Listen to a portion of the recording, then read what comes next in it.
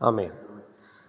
So நியாயாதிபதிகள் வந்து பார்த்திங்கன்னா இஸ்ரவேலர்களுடைய வரலாற்றில் ரொம்ப முக்கியமான ஒரு இடத்துல பிளேஸ் பண்ணப்பட்டிருக்கு. ஜட்ஜஸ் இந்த புஸ்தகம் வந்து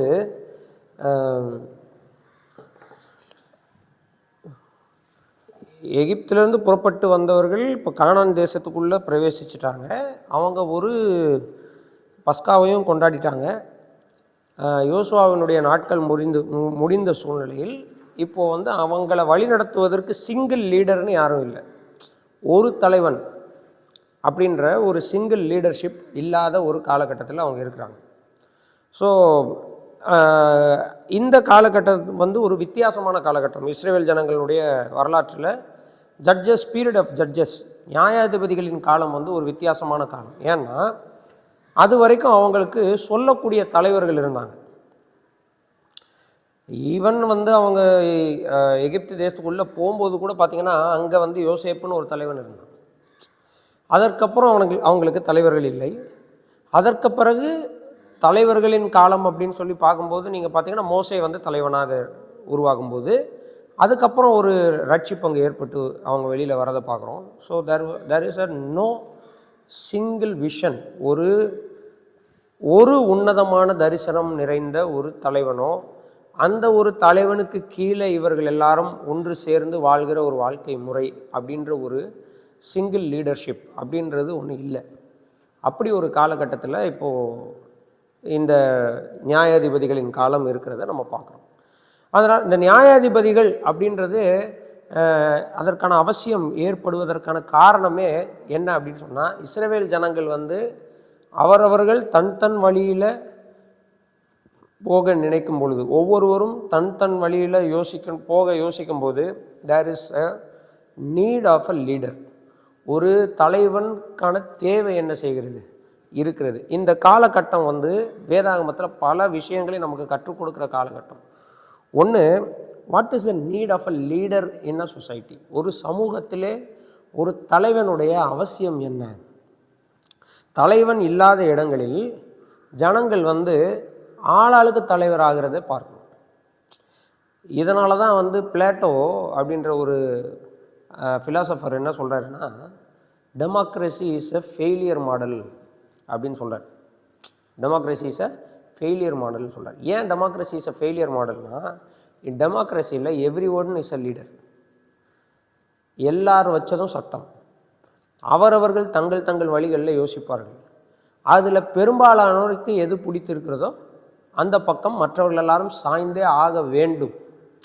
மெஜாரிட்டி பக்கம் மற்றவங்களாம் என்ன செஞ்சாகணும்? சாய்ந்தே ஆக வேண்டும். இல்லை என்றால் சாய்க்க வைக்கப்படுவார்கள்.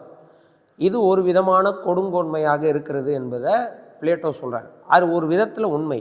ஏன்னு சொன்னால், தலைவர்கள் இல்லாத காலகட்டத்தில் வேதாகமத்தில் பார்க்குற முக்கியமான காலகட்டம் நியாயாதிபதிகள் காலகட்டம். இந்த நியாயாதிபதிகளில் மோசே மாதிரியோ இல்லை யோசுவா மாதிரியோ ஒரு ஸ்ட்ராங்கான லீடர் உருவாகாதனால நியாயாதிபதிகள் புஸ்தகம் ஆரம்பிக்கும் பொழுது எப்படிப்பட்ட ஒரு சூழ்நிலை இருக்கிறது அப்படின்னு நம்ம பார்த்தோம் அப்படின்னு சொன்னால், அங்கே அவர்களுக்கு ஒரு லீடர் இல்லாத சூழ்நிலை ஏற்படுகிறது.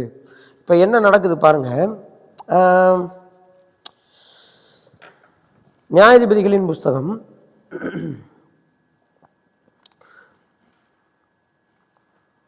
1வது அதிகாரம் 1வது வசனம் வாசிங்க.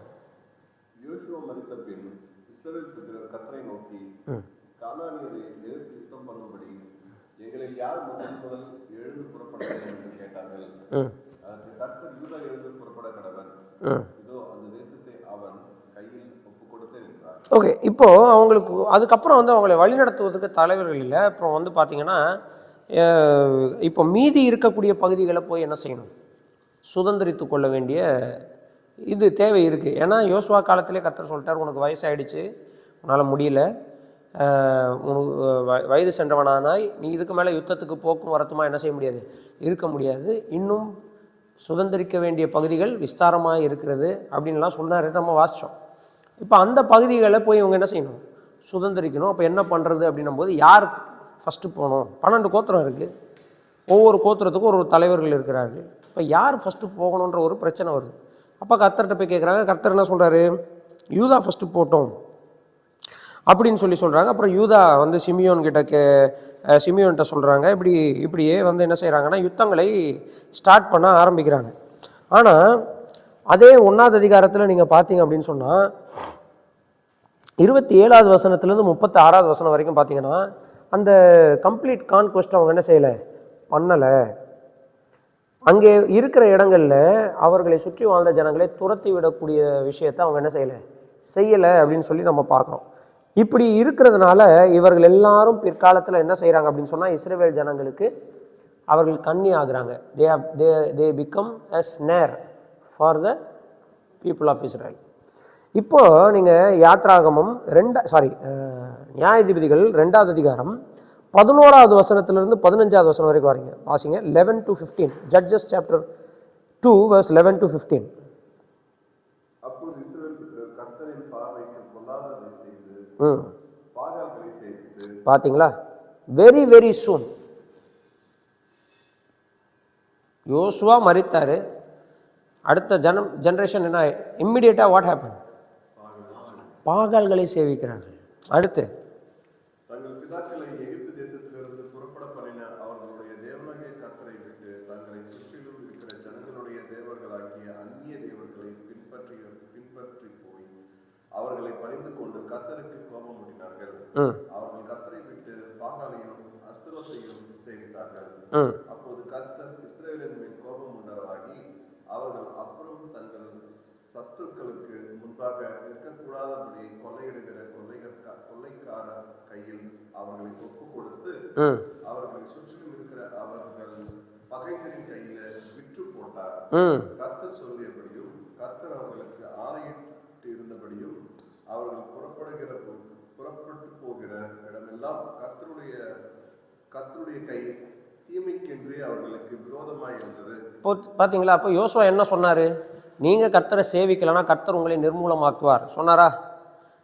இப்போ அதுதான் இங்கே நடக்குது. Within a period of time, within very short time, because there is no leader. அங்கே என்ன நடக்குது அப்படின்னு சொன்னால் அவர்கள் யாருக்கும் கீழ்ப்படுகிற ஒரு மனநிலையில் இல்லை. அவங்கவங்க சுற்றி இருக்கிற ஜனங்கள் எப்படிலாம் வாழ்கிறாங்களோ அதன்படியே வாழ்வதற்கு, இங்கிலீஷில் போட்டிருக்க தே abandoned the Lord. அப்படின்னா அர்த்தம், கர்த்தரை தனியாக விட்டுட்டாங்க.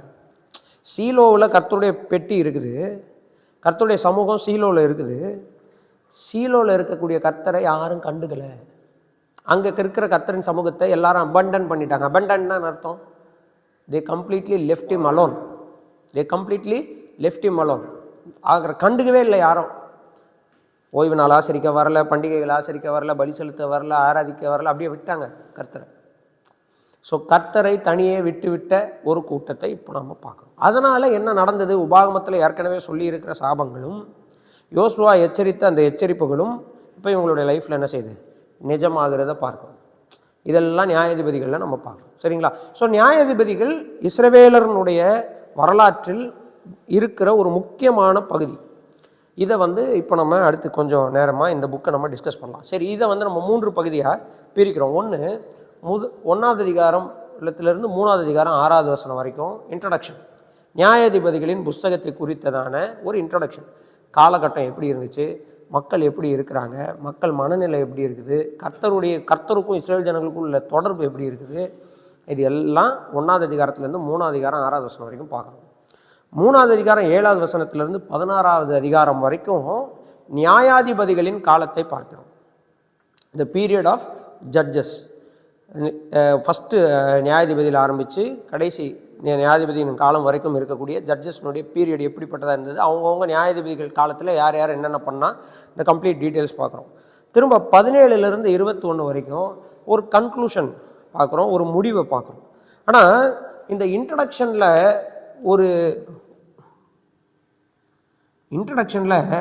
ஒரு விதமான ஃபாலன் ஸ்டேட் இருக்குல்ல, ஒரு விதமான விழுந்து போன நிலை இருக்கு இல்லையா, இதை விட முடிவில் ஒரு விதமான டெட் ஸ்டேட்டை பார்க்க முடியும், மரித்த நிலையை பார்க்க முடியும். அப்படிப்பட்ட ஒரு வீழ்ச்சியை இந்த நியாயாதிபதிகளின் புஸ்தகத்தில் நம்ம படிக்கிறோம். சரிங்களா? அப்போ நியாயாதிபதிகள் வந்து ஒரு முழுக்க முழுக்க ஒரு சோகமான ஒரு புஸ்தகம்.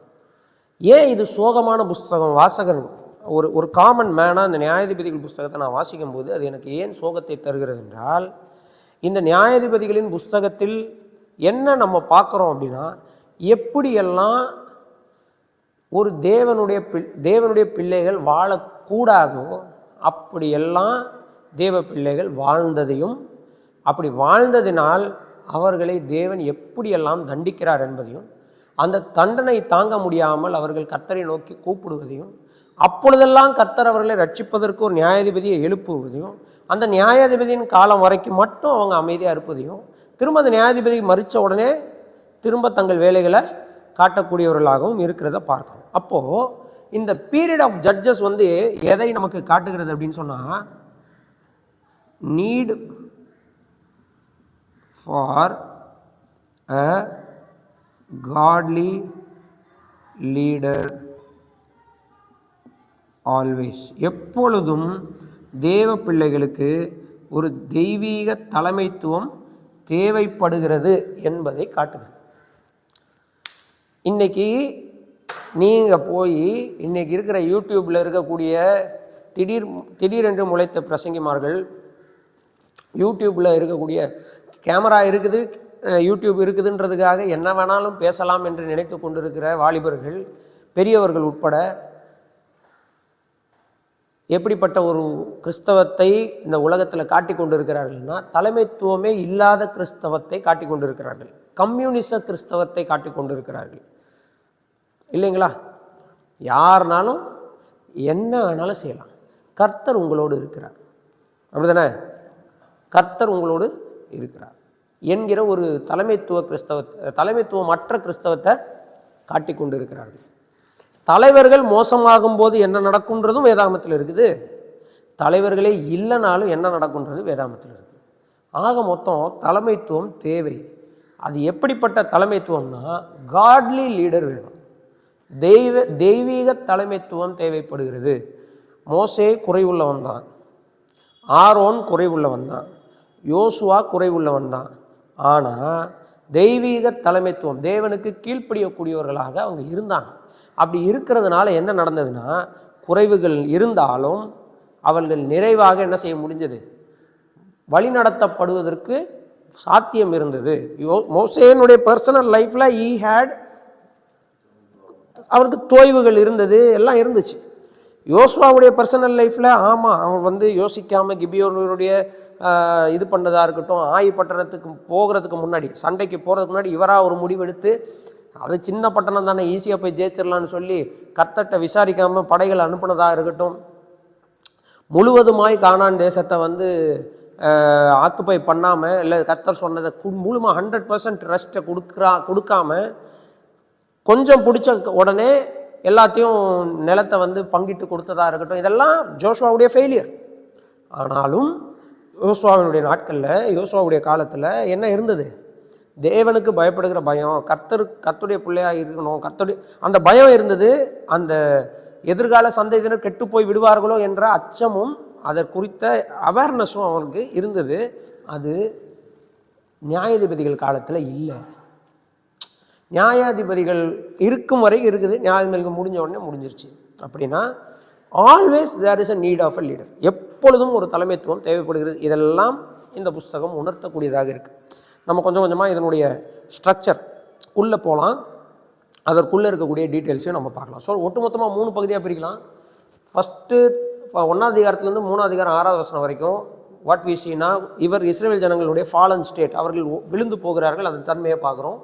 அதற்கு பிறகு need of a godly leader always அப்படின்றத வலியுறுத்துகிற மாதிரி 3ஆவது அதிகாரம் 7லிருந்து 16ஆவது அதிகாரம் வரைக்கும் தொடர்ச்சியாக நியாயாதிபதிகளுடைய எழுச்சியும், நியாயாதிபதிகள் இருக்கும் வரை இஸ்ரவேல் ஜனங்கள் நன்றாக இருப்பதும், நியாயாதிபதிகள் மரித்தவுடனே அவங்க திரும்ப வீழ்ந்து போவதையும் நம்ம தொடர்ச்சியாக அது சைக்கிள் மாதிரி பார்த்துக்கிட்டே இருக்கிறோம்.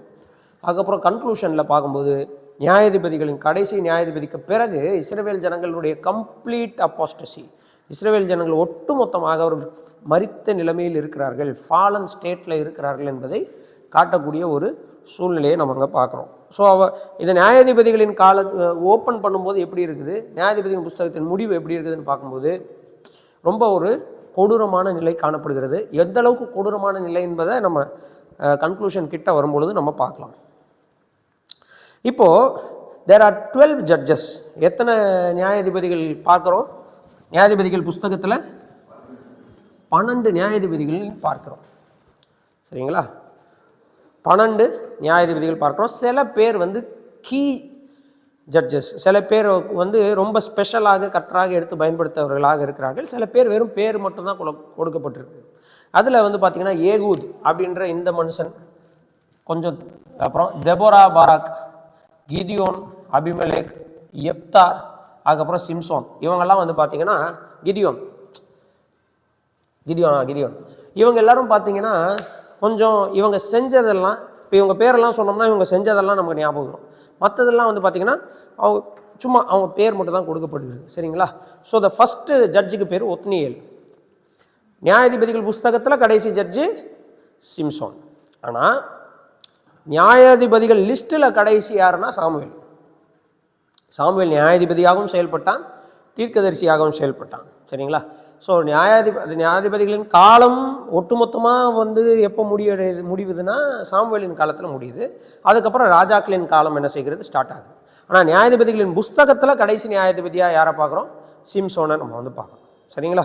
So there are 12 judges. சரிங்களா? சென்ட்ரல் போர்ஷனில் 12 ஜட்ஜஸை நம்ம வந்து பார்க்குறோம்.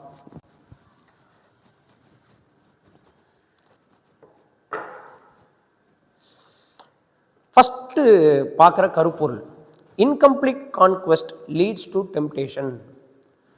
யோசுவாவின் காலத்தில் முழுவதுமாக இவர்கள் துரத்தி விட வேண்டிய ஜனங்களை துரத்தி விடாமல் போனதினால், அந்த வார்த்தை ரொம்ப இம்பார்ட்டன்ட், துரத்தி விட வேண்டும் அப்படின்றத சொல்கிறது. இங்கே பாருங்கள், உதாரணத்துக்கு நம்ம சில வசனங்களை வாசிக்கலாம். நியாயாதிபதிகள் 2வது அதிகாரம் 27வது வசனம் வாசிங்க. 2:27 வாசிங்க. 1:27 1:27 வாசிங்க.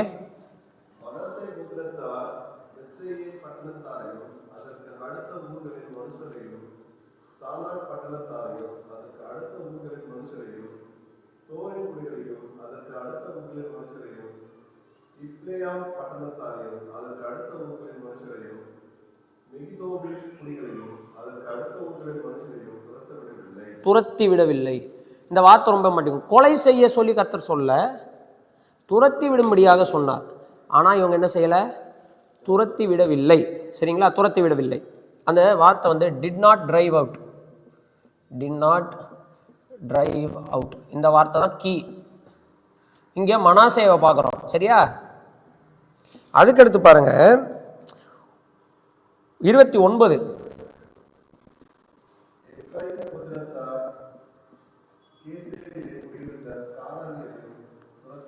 துரத்தி விடவில்லை.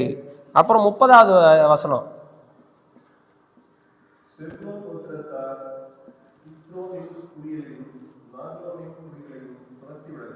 1:31.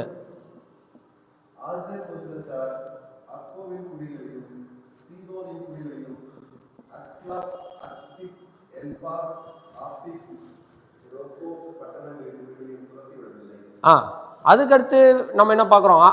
1:33 நீங்கள் பார்த்தீங்கன்னா நப்தலி என்ன செய்யல? துரத்தி விடவில்லை. போதும், நப்தலி துரத்த விடவில்லை. இப்படியாக 1வது அதிகாரத்தில் நம்ம என்ன பார்க்குறோம்னா இவங்க துரத்தி விடவில்லை. இவங்க என்ன செய்யலை? துரத்தி விடவில்லை. இப்படி இவங்க துரத்தி விடாததனுடைய ரிசல்ட் என்ன? What was the result? இதனுடைய விளைவு என்ன? ரிசல்ட்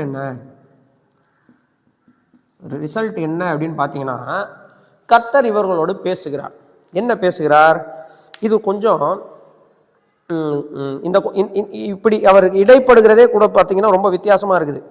எப்படின்னா 2வது அதிகாரம்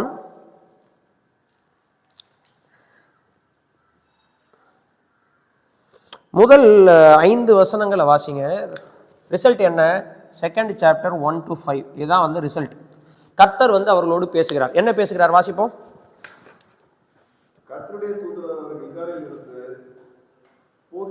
யார் வரா? யார்? அப்போ யார் வந்து மோசேக்கு காட்சி அளித்தாரோ, யார் யோசுவாவுக்கு காட்சி அளித்தாரோ அவரே இப்பொழுது என்ன செய்கிறார்? இஸ்ரவேல் ஜனங்களோடு பேசும்படியாக வருகிறார். என்ன பேசுகிறார்? அதான் இப்போ இம்பார்ட்டன்டான விஷயம். பார்ப்போம். போகிமுக்கு வந்து, நான் உங்களை எகிப்திலிருந்து புறப்பட பண்ணி உங்கள் பிதாக்களுடைய ஆணையிட்ட தேசத்தில் நான் உங்களை கொண்டு வந்து விட்டு குற்றம் சாட்டுகிறார். கர்த்தருடைய தூதனானவர் வந்து என்ன செய்கிறார்? குற்றம் சாட்டுகிறார். He accuses of their sin. அவர்களுடைய பாவங்களுக்கு குற்றம் சாட்டுகிறார். என்னன்னு குற்றம் சாட்டுகிறார்? நான் எகிப்திலிருந்து உங்களை என்ன செய்தேன்? கொண்டு வந்தேன். உங்கள் பிதாக்களுக்கு நான் ஆணையிட்டு வந்து தேசத்துல கொண்டு வந்து விட்டேன். வாசிங்க. உங்களோட பண்ணின என் உடன்படிக்கையை நான் ஒரு காலம் முறித்து போடுவதில்லை என்றும், நீங்கள் இந்த தேசத்தின் குடிகளோடு உடன்படிக்கை பண்ணாமல் அவர்கள் பலிபீடங்களை இடித்துவிட்டு கடவீர்கள் என்றும் சொன்னேன். ஆனால் என் சொல்லை கேளாதே போனீர்கள். ஏன் இப்படி செய்தீர்கள்? நெக்ஸ்ட் என்ன செய்யறாரு? அக்யூஸ் பண்ணிட்டு he questions them. ஒரு கேள்வியை கேட்கிறார். he questions them. என்ன கேள்வி கேட்கிறார்? நீ ஏன் இப்படி செய்தா? யார்கிட்ட கேட்டாரு? ஏவாள்கிட்ட கேட்டாரு. நீ இப்படி செய்தது என்ன?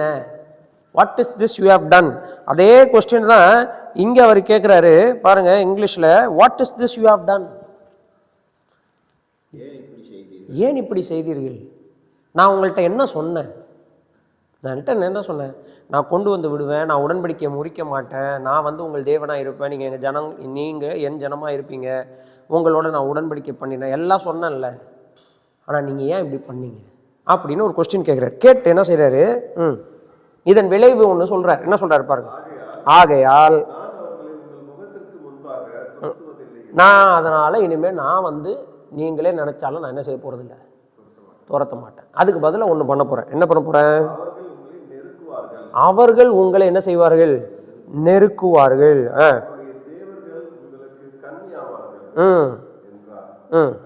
இந்த அவர்கள் உங்களை நெருக்குவார்கள் அப்படின்ற அந்த அந்த அந்த டேர்ம் ஒரிஜினல்ல எப்படி இருக்குன்னா, they will but they shall become thorns in your side. அவர்கள் உங்களுக்கு முட்களாகி உங்களை நெருக்குவார்கள். நம் பைபிள்ல அந்த இது இல்லை. அந்த முட்கள்ன்றது ஏன் இம்பார்ட்டன்ட்னா, இதை தான் முதல் மனிதன்கிட்ட சொன்னார். நீ உன் மனைவியினுடைய பேச்சை கேட்டு நான் உனக்கு விலக்கின கனியை புசித்ததினால் பூமியானது உன் நிமித்தம் சபிக்கப்பட்டிருக்கும், அது முள்ளும் குறுக்கும் முளைப்பிக்கும், நீ உயிரோடு இருக்கும் நாளெல்லாம் வருத்தத்தோட அதன் பலனை புசிப்பாய்னு சொன்னார்ல. அதே தான் இப்போ இஸ்ரவேல் ஜனங்கள்கிட்ட சொல்றாரு. நீ ஏன் இப்படி செஞ்ச? First question. ரெண்டாவது சொல்றாரு, இப்படி எல்லாம் நீ செஞ்சதுனால நான் என்ன செய்ய போறேன்னா, அவங்கள உனக்கு முன்னாடி துரத்த மாட்டேன், அதுக்கு பதில அவங்கள் உனக்கு முட்களாவார்கள், அவர்கள் உங்களை நெருக்குவார்கள், அவர்களுடைய தேவர்கள் உங்களுக்கு முட்களாவார்கள். அதான் ரொம்ப important. Who will be your thorns? யார் உங்களுக்கு முட்களாவார்கள்னா, அவங்க தேவர்கள் உங்களுக்கு என்னவாங்க? முட்களாவார்கள். They will become your thorns. இதனால என்ன நடக்கும்? வாசிங்க. கர்த்தருடைய தூதனானவர் இந்த வார்த்தைகளை இஸ்ரவேல் புத்திரர் எல்லோரோடும் சொல்லுகையில் ஜனங்கள் உரத்த சத்தமிட்டு அழுதார்கள். அவ்விடத்திற்கு போகிம் என்று பெயரிட்டு அங்கே கர்த்தருக்கு பலிபீடங்கள் பலியிட்டார்கள். போகீம், போகீம் அப்படின்னா அழுகிறவர்கள் அர்த்தம். சரிங்களா? அழுகிறவர், வீப்பர்ஸ்னு அர்த்தம். அதனால அந்த இடத்துக்கு போகீம் அப்படின்னு பேர் வைக்கிறாங்க. இப்போ கர்த்தர் வந்து பாருங்க எப்படி பேசிட்டு போறாருன்னா, தகவல் சொல்லிட்டுறாரு, அவ்வளோதான். அவங்க கிட்ட ரெஸ்பான்ஸ் கேட்கல, நான் சொல்றதை செய்வீங்களான்னு கேட்கல. He was not ready for a conversation. புரியுதுங்களா என்ன சொல்றேன்னு? மோசேயின் காலத்தில் he was there for a conversation. யோசுவாவின் காலத்தில் he was there for a conversation. உரையாடலுக்காக நின்றார். இங்கே அவர் உரையாடவே இல்லை. தகவல் இதுதான், சொல்லிட்டு போயிட்டே இருந்தார். இது மிகவும் சோகத்துக்குரிய ஒரு சூழ்நிலை. இது எல்லாத்துக்கும் காரணம் இஸ்ரவேல் ஜனங்கள் உடன்படிக்கையை மீறினது தான். இதைத்தான் யோசுவா வந்து அவருடைய வயதான நாட்களில் அவர் நம்பலை. அவர் ரொம்ப ஸ்கெப்டிக்காக இருந்து யோசிச்சு சொன்னார், நீங்கள் இப்படி இருந்தீங்கன்னா சரியாகாது, கர்த்தர் இப்படி பண்ணுவார், உங்களை நிர்மூலமாக்குவாருன்னு எல்லாம் சொன்னார். ஆனால் இப்போ அது நடக்கிறத நம்ம பார்க்குறோம். அப்போ இது மிகுந்த துக்கத்தை தருகிறது, நமக்கே துக்கத்தை தருகிறது. அந்த ஜனங்கள் உடனே என்ன செய்ய ஆரம்பிச்சிட்டாங்க, அவர்கள் ஆள ஆரம்பிச்சிட்டாங்க. அதனால் பேர் வச்சு பலியெல்லாம் செலுத்தினாங்க. சரிங்களா? இப்போ யோசுவாவுடைய மரணத்தை சுருக்கமாக இந்த பகுதி சொல்லுகிறது. 110 வயசுல யோசுவா மரித்தான் அப்படின்னு. இது வந்து கிரானாலஜிக்கலாக கர்த்தர் வந்து பேசினதுக்கப்புறம் யோசுவா செத்ததுன்னு இல்லை, யோசுவாவுடைய சாவை குறித்ததான சூழ்நிலை இங்கே சொல்லப்பட்டிருக்கு. இந்த புக்கை நம்ம புரிஞ்சுக்கணுன்றதுக்காக யோசுவாவுடைய மரணத்தை குறித்ததான சூழ்நிலை இங்கே சொல்லப்பட்டிருக்கு. அங்கே என்ன சொல்லப்பட்டிருக்கு அப்படின்னு சொன்னால், யோசுவாவின் காலத்தில் இருக்கக்கூடிய எல்லாருமே என்ன செஞ்சிட்டாங்க, அந்த தலைமுறையினர் மரித்து விட்டார்கள். எங்க படுக்கு 10வது வசனத்தில் சொல்லியிருக்கு பாருங்க. 10வது வசனம், அக்காலத்தில் இருந்த அந்த சந்ததியார் எல்லாரும் பிதாக்களுடன் சேர்க்கப்பட்ட பின்பு கர்த்தரையும் அவர் இஸ்ரவேலுக்காக செய்த கிரியையும் அறியாத வேறொரு சந்ததி அவர்களுக்கு. இது யோசேப்பை அறியாத வேறொரு ராஜன் எழும்பினான்ற மாதிரி இல்லை. சரி, நான் என்ன கேட்குறேன், அது எப்படி ஒரு சந்ததி வந்து கர்த்தரை அறியாத ஒரு சந்ததி எப்படி எழும்பும்?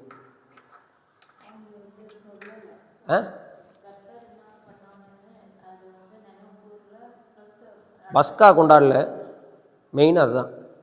பஸ்காவை கொண்டாடி இருந்தாங்கன்னா வருஷம் வருஷம், யோசுவாவுக்கு அப்புறம் யோசுவாவை சார்ந்த இந்த அந்த அந்த ஜெனரேஷன் அவங்க உயிரோடு இருக்க வரைக்கும் ஒரு தலைமைத்துவத்தை எடுத்து இந்த இஸ்ரவேல் ஜனங்களை கரெக்டாக வழி நடத்தி ஒவ்வொரு வருஷமும் பஸ்காவை கொண்டாடி அந்த வருஷம் ஃபுல்லாக நடக்கிற 7 பண்டிகைகளை கொண்டாடி ஒவ்வொரு ஓய்வு நாட்களையும் மாத பிறப்புகளையும் கரெக்டாக அனுசரித்து வந்தாங்கன்னா அவங்க கர்த்தரை மறக்கிறதுக்கு வாய்ப்பே இல்லையே. கர்த்தர் அவங்களுடைய லைஃப் ஸ்டைலை எப்படி அமைச்சிருந்தாரு, அவங்க சாப்பிடும்போது கர்த்தர் ஞாபகம் வர மாதிரி அமைச்சிருந்தாரு, தூங்கும்போது கர்த்தர் அவங்களுக்கு ஞாபகம் இருக்கிற மாதிரி அமைச்சிருந்தாரு, நடக்கும்போது பேசணும், உட்காரும்போது பேசணும், படுக்கும்போது பேசணுன்ற மாதிரி அவங்களோட லைஃப் ஸ்டைலுக்கு கட்டளைகள் கொடுத்துருந்தாரு. தலைவர்கள் எப்படி இருக்கணும்னு கட்டளைகள் கொடுத்துருந்தாரு. ஒவ்வொரு வாரமும் 7வது நாள் உங்கள் வந்து கர்த்தருடைய சமூகத்துக்கு வர வேண்டிய கட்டளை கொடுத்துருந்தாரு. வருஷத்துக்கு 7 பண்டிகைகளை கொடுத்துருந்தாரு. இது எல்லாம் கடைப்பிடிச்சிருந்தா கர்த்தரை அவங்களால என்ன செய்ய முடியாது, மறக்க முடியாது. அப்போ என்ன ஆயிடுச்சுன்னா, கர்த்தரை மறந்ததுனால, அங்கே தானே அதான வருஷம் கர்த்தரை அபண்டன் பண்ணாங்க. கர்த்தரை மறந்ததுனால அடுத்த தலைமுறை கர்த்தரை அறியாத தலைமுறையாக வந்தது. நாமளே கவனித்து பாருங்கள். இப்போது நீங்கள் தெற்கு பக்கம் போனீங்கன்னா, சவுத்தில் போனீங்கன்னா பெரிய பெரிய தேவாலயங்கள் இருக்கும். அதுவும் நாசரேத்துன்னு ஒரு ஊர் இருக்குது பார்த்தீங்கன்னா, முழுக்க முழுக்க கிறிஸ்தவர்கள் தான். ஆனால் இப்போ நீங்கள் போனீங்கன்னா கிறிஸ்டியன் பேர் தான் இருக்குமே தவிர ஒருத்தர் கூட கிறிஸ்தவராக என்ன செய்ய மாட்டாங்க, இருக்க மாட்டாங்க. அதே ஜாதி சண்டை, அதே கலவர பூமி எல்லாம் இருக்குது. எல்லா பழக்க வழக்கங்களும் இருக்குது. நாள் பார்க்குறதுலேருந்து, குறி பார்க்குறதுலேருந்து, ஜாதி பார்க்குறதுலேருந்து, சகுனம் பார்க்குறதுலேருந்து எல்லாத்தையும் என்ன செய்கிறாங்க, பார்க்குறாங்க. கட்சிகளாக பிரிந்து கிடக்கிறாங்க. சவுத்தில் வந்து அது ஒரு பெரிய பிரச்சனை. பேர் பார்த்தீங்கன்னா ஃபெர்னாண்டஸ். தூத்துக்குடி பக்கம்லாம் போனீங்கன்னா அப்படி தான் இருக்கும். பெரிய பெரிய ஆலயங்கள் இருக்கும், தெருவுக்கு தெருவு பெரிய பெரிய ஆலயங்கள் இருக்கும். பெரிய பெரிய ஆலயங்கள் எல்லாம் பார்த்தீங்கன்னா மிஷினரிகள் காலத்தில் கட்டினது. அது ஒரு முன்னாடி நின்று செல்ஃபி எடுத்துப்பாங்க. இந்த மிஷினரி எங்கள் ஊருக்கு வந்தார், வந்து என்ன பண்ணார், உங்களுக்கு என்ன பிரோஜனம் இருக்குது? அதனால் மிஷினரிகளையும் ஞாபகம் வைக்கிறதில்ல, மிஷினரிகள் செய்த செயல்களையும் ஞாபகம் வைக்கிறதில்ல, அவங்க கர்த்தருக்குள்ளே இவங்களை வழிநடத்தின அந்த நினைவுகளை ஞாபகம் வைக்கிறதில்ல. இப்போ அடுத்த தலைமுறை வந்து கிறிஸ்தவ பெயருடைய தலைமுறை, ஆனால் கிறிஸ்து இல்லாத தலைமுறையாக என்ன செய்யுது, உருவான மாதிரி நாம தேவனுடைய பிள்ளைகளாக வாழும்போது நம்ம பிள்ளைகளுக்கு கர்த்தரை பற்றி சொல்லி கொடுக்கலன்னா அடுத்த தலைமுறை கர்த்தரை அறியாத தலைமுறையாக என்ன செஞ்சிடும், வந்துடும். அதுதான் இங்கே வந்து ஒரு எச்சரிப்பை கொடுக்குது. ஜோஷுவா லீட் பண்ணிட்டாரு. அதான் அதை தானே நம்ம அவ்வளோ பார்க்குறோம். ஜோஷுவா ஆஸ் அனதர் மோசஸ்ன்னு சொல்லிட்டு நான் காலையில் உங்களுக்கு காமிச்சல. ஜோஷுவா அவரால் முடிஞ்ச எல்லாத்தையும் செஞ்சிடறாரு. ஜோஷுவா உடைய இருந்த ஜெனரேஷன் எல்லாம் சாகிறதுக்குன்னு ஒரு டைம் ஆகுது இல்லை, அவங்க அப்படி இல்லை. யோசுவா என்ன சொல்லிட்டாரு, தெளிவாக கூப்பிட்டு உட்கார வச்சு சொல்லிட்டார், நானும் என் வீட்டாருமோ என்றால் நாங்கள் ஒரு தீர்மானம் எடுத்திருக்கோம், நாங்கள் கர்த்தரை மட்டும்தான் சேவிப்போம். யாரை நீ சேவிக்க போறன்றதை நீங்கள் எல்லாரும் என்ன செய்யுங்க, தீர்மானம் பண்ணி இப்போ ப்ராமிஸ் பண்ணுங்கன்னு சத்தியம் வாங்குறாரு. அப்போ எல்லா ஜனங்களும் என்ன செய்கிறாங்க, 23, 24 வாசிங்கன்னா தெரியும், நாங்கள் கர்த்தரையே சேவிப்போம்னு ப்ராமிஸ் பண்ணுறாங்க. யோசுவா செத்து போயிடுறாரு. இப்போ யோசுவாவோடு வந்த சந்ததி, யோசுவா வயசில் அதிகம் மூத்தவர். ஏன், அவர் எகிப்திலிருந்து வந்தவர். ஆக்சுவலி யோசுவா வந்து யாருன்னா, எகிப்திலிருந்து வந்தார் பார்த்தீங்க, 6 லட்சம் புருஷர்கள், அதில் ஒரு ஆள். ஸோ யோசுவா காலத்தில் உள்ளே வந்தவங்களும் வேற வேற வயசு டிஃப்ரென்ஸ் உடையவங்க. யோசுவா ஃபஸ்ட்டே செத்துடுறாரு, யோசுவாவும் காலப்பும் முன்னாடியே செத்துடுறாங்க. ஏன்னா அவங்க எகிப்திலிருந்து புறப்பட்டு வந்த சந்ததி. ஆனால் அதுக்கு அடுத்து ஒரு சந்ததி வந்தது பாருங்க, அவங்கள தான் யோசுவா உள்ளே நடத்திட்டு கொண்டு வராங்க. அப்போ யோசுவா வயதாகும் போது எகிப்துக்குள்ள கானான் தேசத்துக்குள்ள வந்தவங்க இளம் தலைமுறையினர். இந்த இளம் தலைமுறையினருக்கும் ஒரு டைம் ஆகுதுல்ல, அவங்க யாரும் அடுத்த தலைமுறையினருக்கு கர்த்தருடைய வார்த்தையின்படி என்ன செய்யலை, நடக்கலை. அந்த வயசு டிஃப்ரென்ஸை நீங்கள் பார்க்கணும். யோசுவா வந்து வயதில் மூத்தவர், யோசுவாவும் காலேப்பும் வயதில் மூத்தவர்கள், சரிங்களா? அதாவது காலேப்பு வந்து பார்த்தீங்கன்னா இங்கே போகும்போது மோசையின் காலத்தில் போய் இதை போய் பிடிக்க ஸ்பை பண்ண போனார்ல, வேவு பார்க்க போகும்போது காலேப்புக்கு 40 வயசான். கானான் தேசத்துக்குள்ளே வரும்பொழுது காலேப்புக்கு 80 வயசு, சரிங்களா? யோசுவாவும் காலேப்பும் அப்போ வயதான காலத்தில் தான் போர் செய்கிறாங்க. வயதான காலத்தில் போர் செய்கிறாங்க. 110 வயசில் யோசுவா செத்துடுறாரு. விச் மீன்ஸ் இப்போ யோசுவாவுக்கும் காலேப்புக்கும் அப்ராக்சிமேட்லி ஒரே விதமான ஏஜ்னே வச்சுப்போமே, அப்ராக்சிமேட்லி சொல்கிறேன். அப்போனா ஒரு 20 வருஷம் வாழ்ந்துருப்பாரா கானான் தேசத்தில்? ஒரு 20 இயர்ஸ் எக்ஸ்ட்ரா வாழ்ந்துருப்பாரா? அவ்வளோதான் வாழ்ந்துருப்பார். ஆனால் கானான் தேசத்தில் வழி நடத்திட்டு வந்தவங்க யாரும் வயசானவங்க கிடையாது. லேவியர்களில் சிலரை தவிர கானான் தேசத்துக்குள்ளே வந்தவங்கலாம் இளம் தலைமுறையினர். அந்த இளம் தலைமுறையினர் தான் இப்போ என்ன செஞ்சுறாங்க, செத்து போகிறாங்க. அந்த இளம் தலைமுறையினுடைய நாட்களில் யோசுவாவின் மரணத்துக்கு பிறகு கர்த்தரை யாரும் கண்டுக்கல, எல்லாரும் விட்டாங்க, அப்போன்னு விட்டாங்க கர்த்தரை. அதனால கர்த்தர் வராரு. He was not ready for a conversation. திரும்ப நல்லா பார்க்கணும், கர்த்தர் இந்த இடத்துல உரையாடலே பண்ணலை, நேராக வராரு, விளைவுகளை சொல்லிட்டு போயிட்டே இருக்கிறாரு. அதனால தான் இவங்க உட்காந்து அழுகுறாங்க. அழுது முடிச்சுட்டு என்ன பண்ணுறாங்கன்னா, இங்கே அவர்களை குறித்து ஒரே லைனில் 10வது வசனத்தில் சொல்லியிருக்கு, கர்த்தரை அறியாத சந்ததி ஒன்று என்ன செய்து எழும்பியது. அவங்க என்ன பண்ணுறாங்க, 11வது வசனத்திலிருந்து நம்ம பார்த்தோம், ஏற்கனவே படிச்சிட்டோம். பாகாலுக்கு செவி கொடுக்க ஆரம்பிச்சிட்டாங்க. சுற்றி இருக்கக்கூடிய மற்ற தேசங்கள் என்னென்னலாம் செஞ்சாங்களோ எல்லாத்தையும் பின்பற்றக்கூடியவர்களாக என்ன செய்து விட்டார்கள், மாறி போனார்கள்.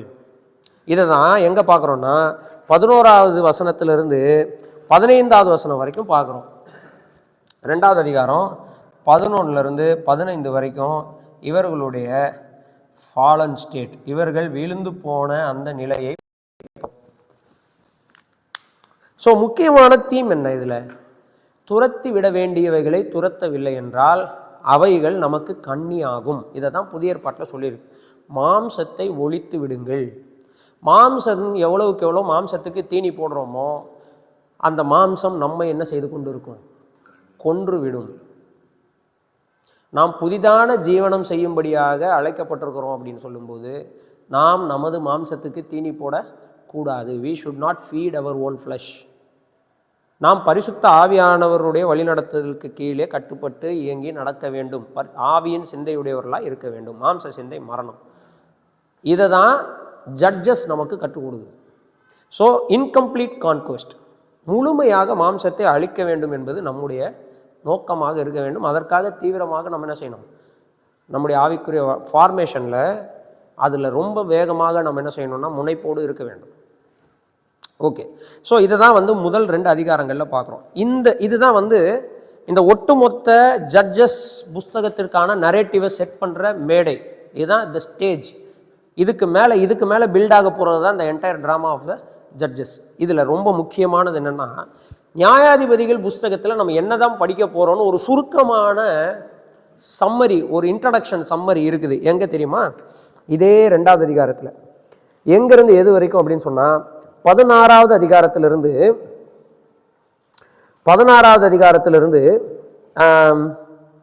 23வது அதிகாரம் வரைக்கும் இதை நாம் படிக்க போகிறோம். அப்படியே லைனாக வாசிக்கலாம். 16லிருந்து 23 வரைக்கும் a small introduction about the book of Judges. Judges புஸ்தகத்தில் நம்ம எதை பார்க்க போகிறோம்? 2வது அதிகாரம் 16 to 2வது அதிகாரம் 16லேருந்து 23 வரைக்கும் வாசிங்க பார்க்கலாம்.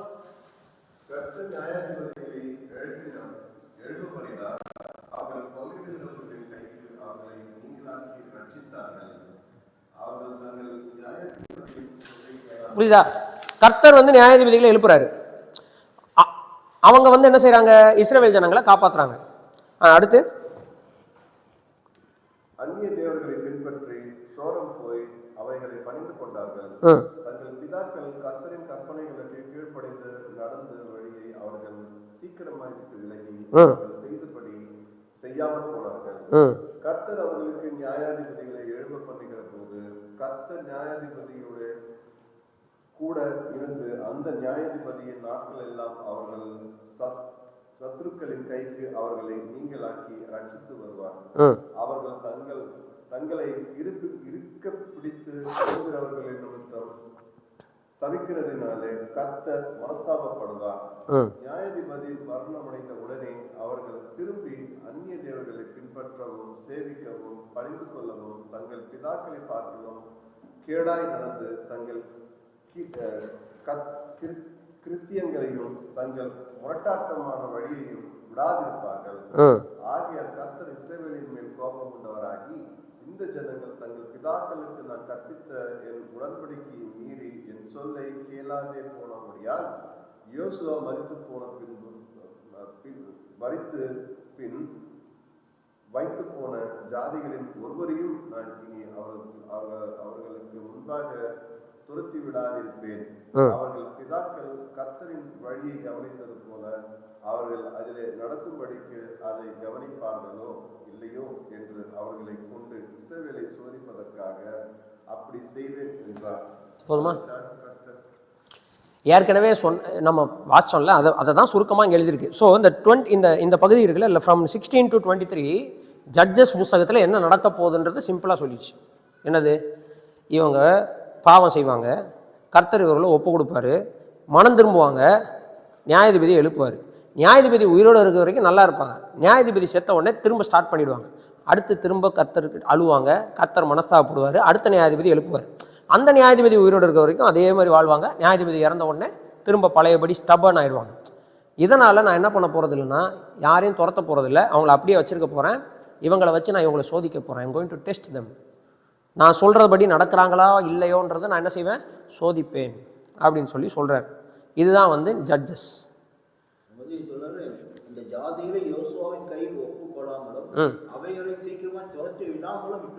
அது எதுக்கு? சோதனைக்கு. இப்போது நன்மை தீமை அறியத்தக்க விருட்சமும் ஜீவ விருட்சமும் இருக்கும்போது மனுஷன் எதை தேர்ந்தெடுக்கிறானோ அதுதான் மனுஷனுடைய இயல்பு. வெறும் ஜீவ விருட்சம் மட்டும் இருந்து அதை சாப்பிட்டான் அப்படின்னா அது மனுஷனுடைய இயல்பு கிடையாது, அது கம்பல்ஷன். இப்போது இவங்களுக்கு சாய்ஸ் இருக்குது. சுற்றி ஜனங்க இருக்கிறாங்க, கர்த்தருடைய வார்த்தையும் இருக்குது. இப்போ வார்த்தையின்படி கீழ்ப்படியலாமா, இந்த ஜனங்களின்படி வாழலாமான்றது யார் கையில் இருக்குது? இவங்க கையில் இருக்குது. எதை இவர்கள் தேர்ந்தெடுக்கிறார்கள் அப்படின்னு கர்த்தர் பார்க்குறார். பார்த்தா இவங்க எல்லாரும் எதை தான் தேர்ந்தெடுக்கிறாங்க? மரணத்தையும் தீமையும் தான் தேர்ந்தெடுக்கிறாங்க.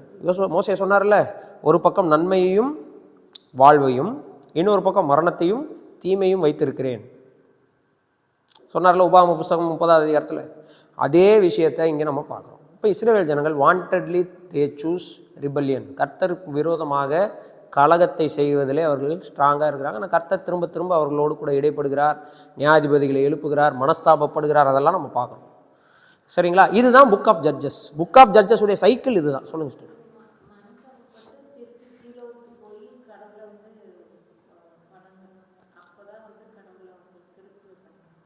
ஆமாம், கர்த்தருடைய பெட்டி சீலோவில் இருக்குது.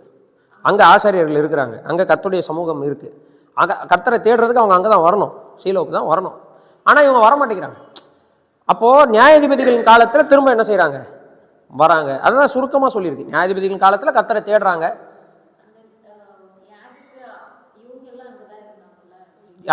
இவங்க ஆசாரியர்கள் அங்கே தான் இருக்கிறாங்க, சீலோவில் தான் இருக்காங்க. ஆமாம், இப்போ ஆசாரியர்கள் கர்த்தருடைய சமூகத்தில் அவங்க என்ன செய்கிறாங்கன்னா அதை பின்பற்றுறாங்க. ஆமாம், அவங்களும் எந்த அளவுக்கு பின்பற்றுறாங்கன்றது நம்ம போக போக பார்க்க தான் போகிறோம். சரிங்களா? ஓகே. ஸோ இது என்ன ஃபஸ்ட்டு தீம் நம்ம பார்க்குறது என்னென்னா, incomplete conquest leads to temptation. விட்டு வைத்த இனத்தாரை இவங்க விட்டு வைத்ததுனால அவங்க டெம்ப்டேஷனை வழிவகுக்கிறாங்க இல்லையா? They bring temptation. அவர்கள் சோதனையை கொண்டு வராங்க. அந்த சோதனையில் இஸ்ரவேல் ஜனங்கள் விழுந்து விழுந்து போகிறார்கள். திரும்ப எழுந்துக்கிறாங்க, திரும்ப விழுகிறாங்க, திரும்ப எந்திக்கிறாங்க, திரும்ப விழுகிறாங்க. எல்லாத்துக்கும் காரணம் அந்த லீடர், நியாயாதிபதி. அவன் இருந்தால் ரைட்டு, அவன் இல்லைன்னா போச்சு என்ற நிலைமை தான் காணப்படுகிறது. சரிங்களா?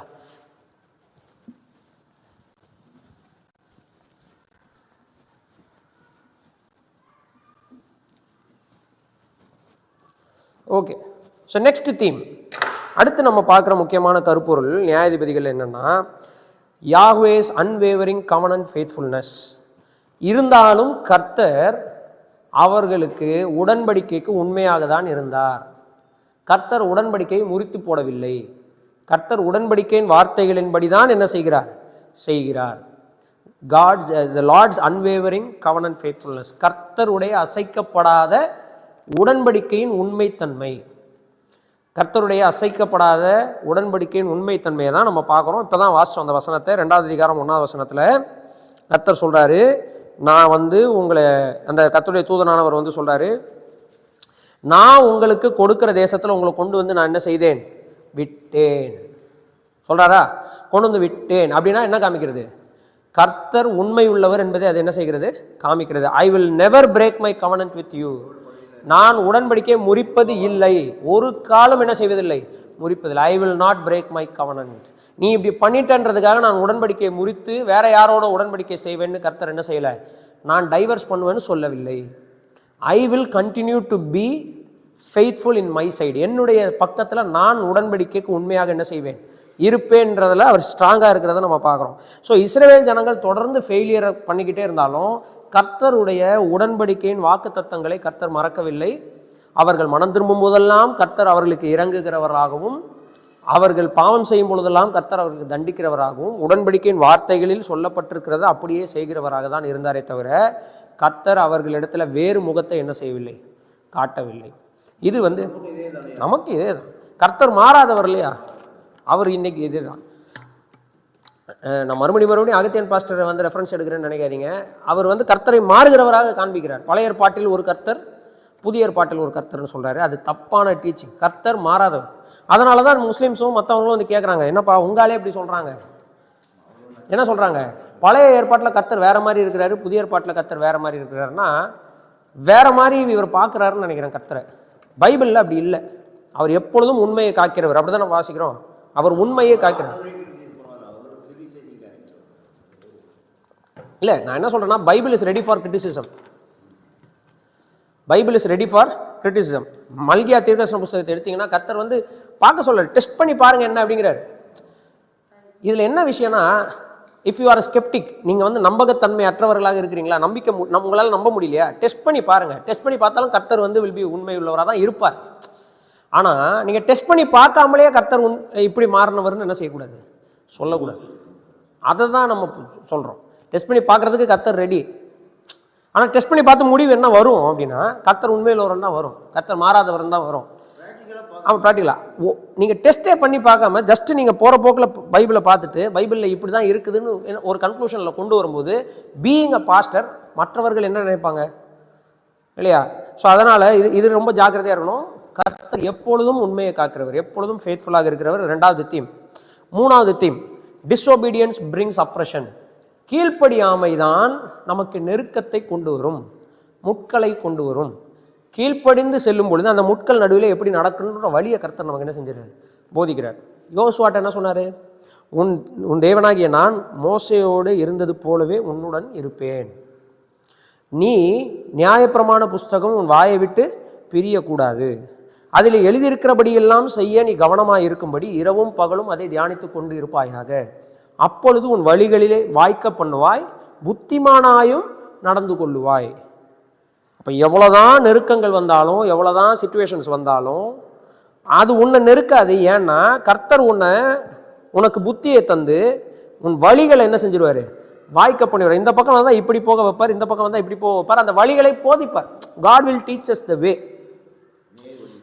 இல்லையா? உங்களுக்கு செங்கடலே நின்னாலும் அதை பிளப்பதற்கு கர்த்தரால முடியும். யோர்தான் நின்னாலும் யோர்தானை ஒரு பக்கம் நிறுத்தி வழியை ஏற்படுத்துவதற்கு கர்த்தரால் என்ன செய்யும்? முடியும். இப்படி இருக்கிற சூழ்நிலையில இங்க பிரச்சனை என்னன்னா, கர்த்தர் உண்மையுள்ளவராக இருக்கிறாரு. நாம கீழ்ப்படியாமல் போகும்போது வாண்டடா முள்ள தூக்கி நம்ம மேல போட்டுக்கிறோம். நாம நெருக்கத்தை வரவழைத்துக் கொள்கிறோம். இதைத்தான் நியாயாதிபதிகள்னு சொல்லுது. அதான் இப்போ நம்ம ஏற்கனவே வாசிச்சிட்டோம். நியாயாதிபதிகள் 2வது அதிகாரம் 20வது வசனமும் 21வது வசனத்திலையும் கர்த்தர் இஸ்ரவேல் ஜனங்கள் மேல் கோபம் உண்டவராகி அங்க சொல்றாரு, நான் துரத்தி விட மாட்டேன். Because the nation has transgressed my covenant. அவர்கள் என் உடன்படிக்கை மீறினதுனால, அவருடைய தகப்பன்மார்களிடத்திலே நான் இட்ட அந்த உடன்படிக்கை மீறினதுனால, என் வார்த்தைக்கு செவி கூடாததுனால நான் இவர்களை துரத்தி விட போறது இல்லை. அப்போ Israel's failure to obey Yahweh directly leads to oppression by the surrounding nation. சுற்றி இருக்கக்கூடிய இனத்தார் இஸ்ரேல் ஜனங்களை அப்ரஸ் பண்ணுவதற்கு இவங்களுடைய கவனன்ட் வயலேஷன் தான் காரணமே. இவர்கள் கவனன்ட் வயலேஷன், உடன்படிக்கையை மீறுவது தான் என்ன ஆயிடுச்சு, காரணமாகிறது. இதனால ஆங்கர் ஆஃப் த லார்ட் வந்து அவர் எரிச்சலை வந்து உள்ள இருந்து இவங்க மேல வன்மம் உடையவராக இருந்து அந்த வன்மத்தை கக்குகிறவராக கோவப்பட்டாருன்னு இங்க இல்லை. அவர் சோகமுடையவராக இருக்கிறார், மனஸ்தாபப்படக்கூடியவராக இருக்கிறார். என் பிள்ளைகள் நான் சொல்வதை கேட்க மாட்டேன்ற அந்த நிலைமையிலிருந்து தான் கோவப்படுறாரே தவிர அவங்கள நிர்மூலமாக்கிடணும், அழிச்சிடணும், நாசமா போகணும்னு கர்த்தர் என்ன செய்யலை, கோப்பட. அப்படி நாசமா போகணும்னு நினைச்சாருன்னா அவர் வந்து நியாயாதிபதிகள் என்ன செய்ய மாட்டார், எழுப்ப போறது இல்லை. அப்போ நியாயாதிபதிகளில் நம்ம கற்றுக்கொள்கிற மூணாவது முக்கியமான விஷயம், டிஸ்ஒபீடியன்ஸ் பிரிங்ஸ் அப்ரஷன். டிஸ்ஒபீடியன்ஸ் தான் நமக்கு அந்த முட்களை கொண்டு வருது உள்ள. ஆதாம் டிஸ்ஒபே பண்ணால் அதனால் முட்கள் வந்தது. ஆனால் அந்த முட்கள் நடுவில் தான் இப்போ நம்ம வாழ்ந்து ஆகணும்.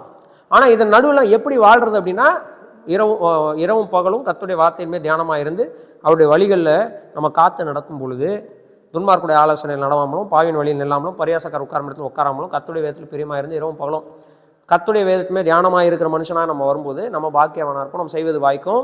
நம்ம என்ன செய்வோம்னா நீர்க்காலின் மூலமாக நடப்பட்ட நிலைமையில் எப்பொழுதும் அவரோடு தொடர்புடையவர்களாக இருக்கிறதுனால கரெக்டாக அந்த ப்ராசஸில் கர்த்தர் நம்ம முற்கள்னாலே நெருக்கப்படாதபடி நம்மை கொண்டு போகக்கூடியவராக இருக்கிறார்.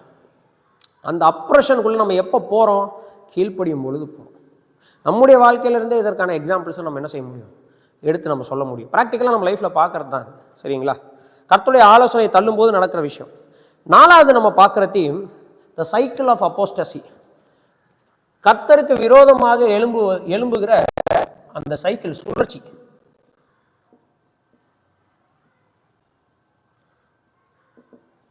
கர்த்தருக்கு விரோதமாக எழும்புகிற சுழற்சி திரும்ப திரும்ப நடக்குது. பாவம் செய்கிறாங்க,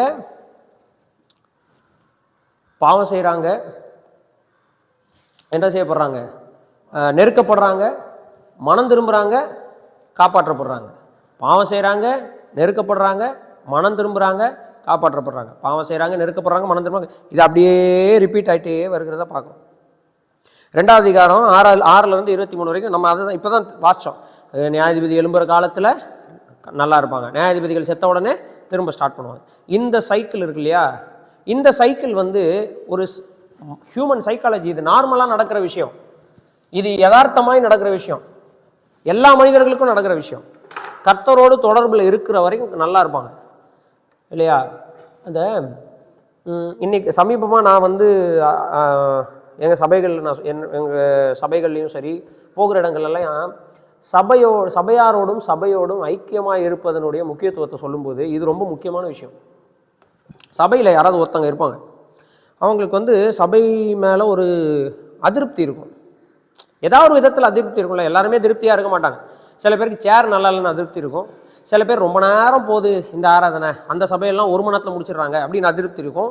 சில பேருக்கு வந்து நம்ம மூஞ்சி பிடிக்காது, சில பேருக்கு நம்ம போடுற ட்ரெஸ்ஸு பிடிக்காது, சில பேருக்கு மியூசிக் பிடிக்காது. இப்படி சின்ன சின்ன விஷயங்கள்லேருந்து நிறைய அதிருப்திகள் இருக்கும். சில பேருக்கு வந்து நம்ம பக்கத்தில் இருக்கிற சகோதரர்களோட நடவடிக்கைகள் பிடிக்காது. இது வந்து தனிப்பட்ட நிலைமையில் நமக்கு இருக்கிற அதிருப்தி. இந்த அதிருப்தியை வந்து ஐக்கியத்திலிருந்து நம்மளை பிரிச்சிடக்கூடாது. நான் சொல்லுவது புரியுதா இல்லையா?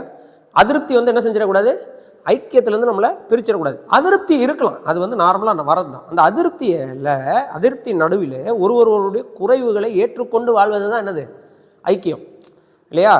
அப்போது எனக்கிட்ட இருக்கிற குறைவுகளை நீங்கள் ஏற்றுக்கொள்கிறதும், உங்ககிட்ட இருக்கிற குறைவுகளை நான் ஏற்றுக்கொள்கிறதும் தான் ஐக்கியத்தினுடைய முக்கியமான விஷயம்.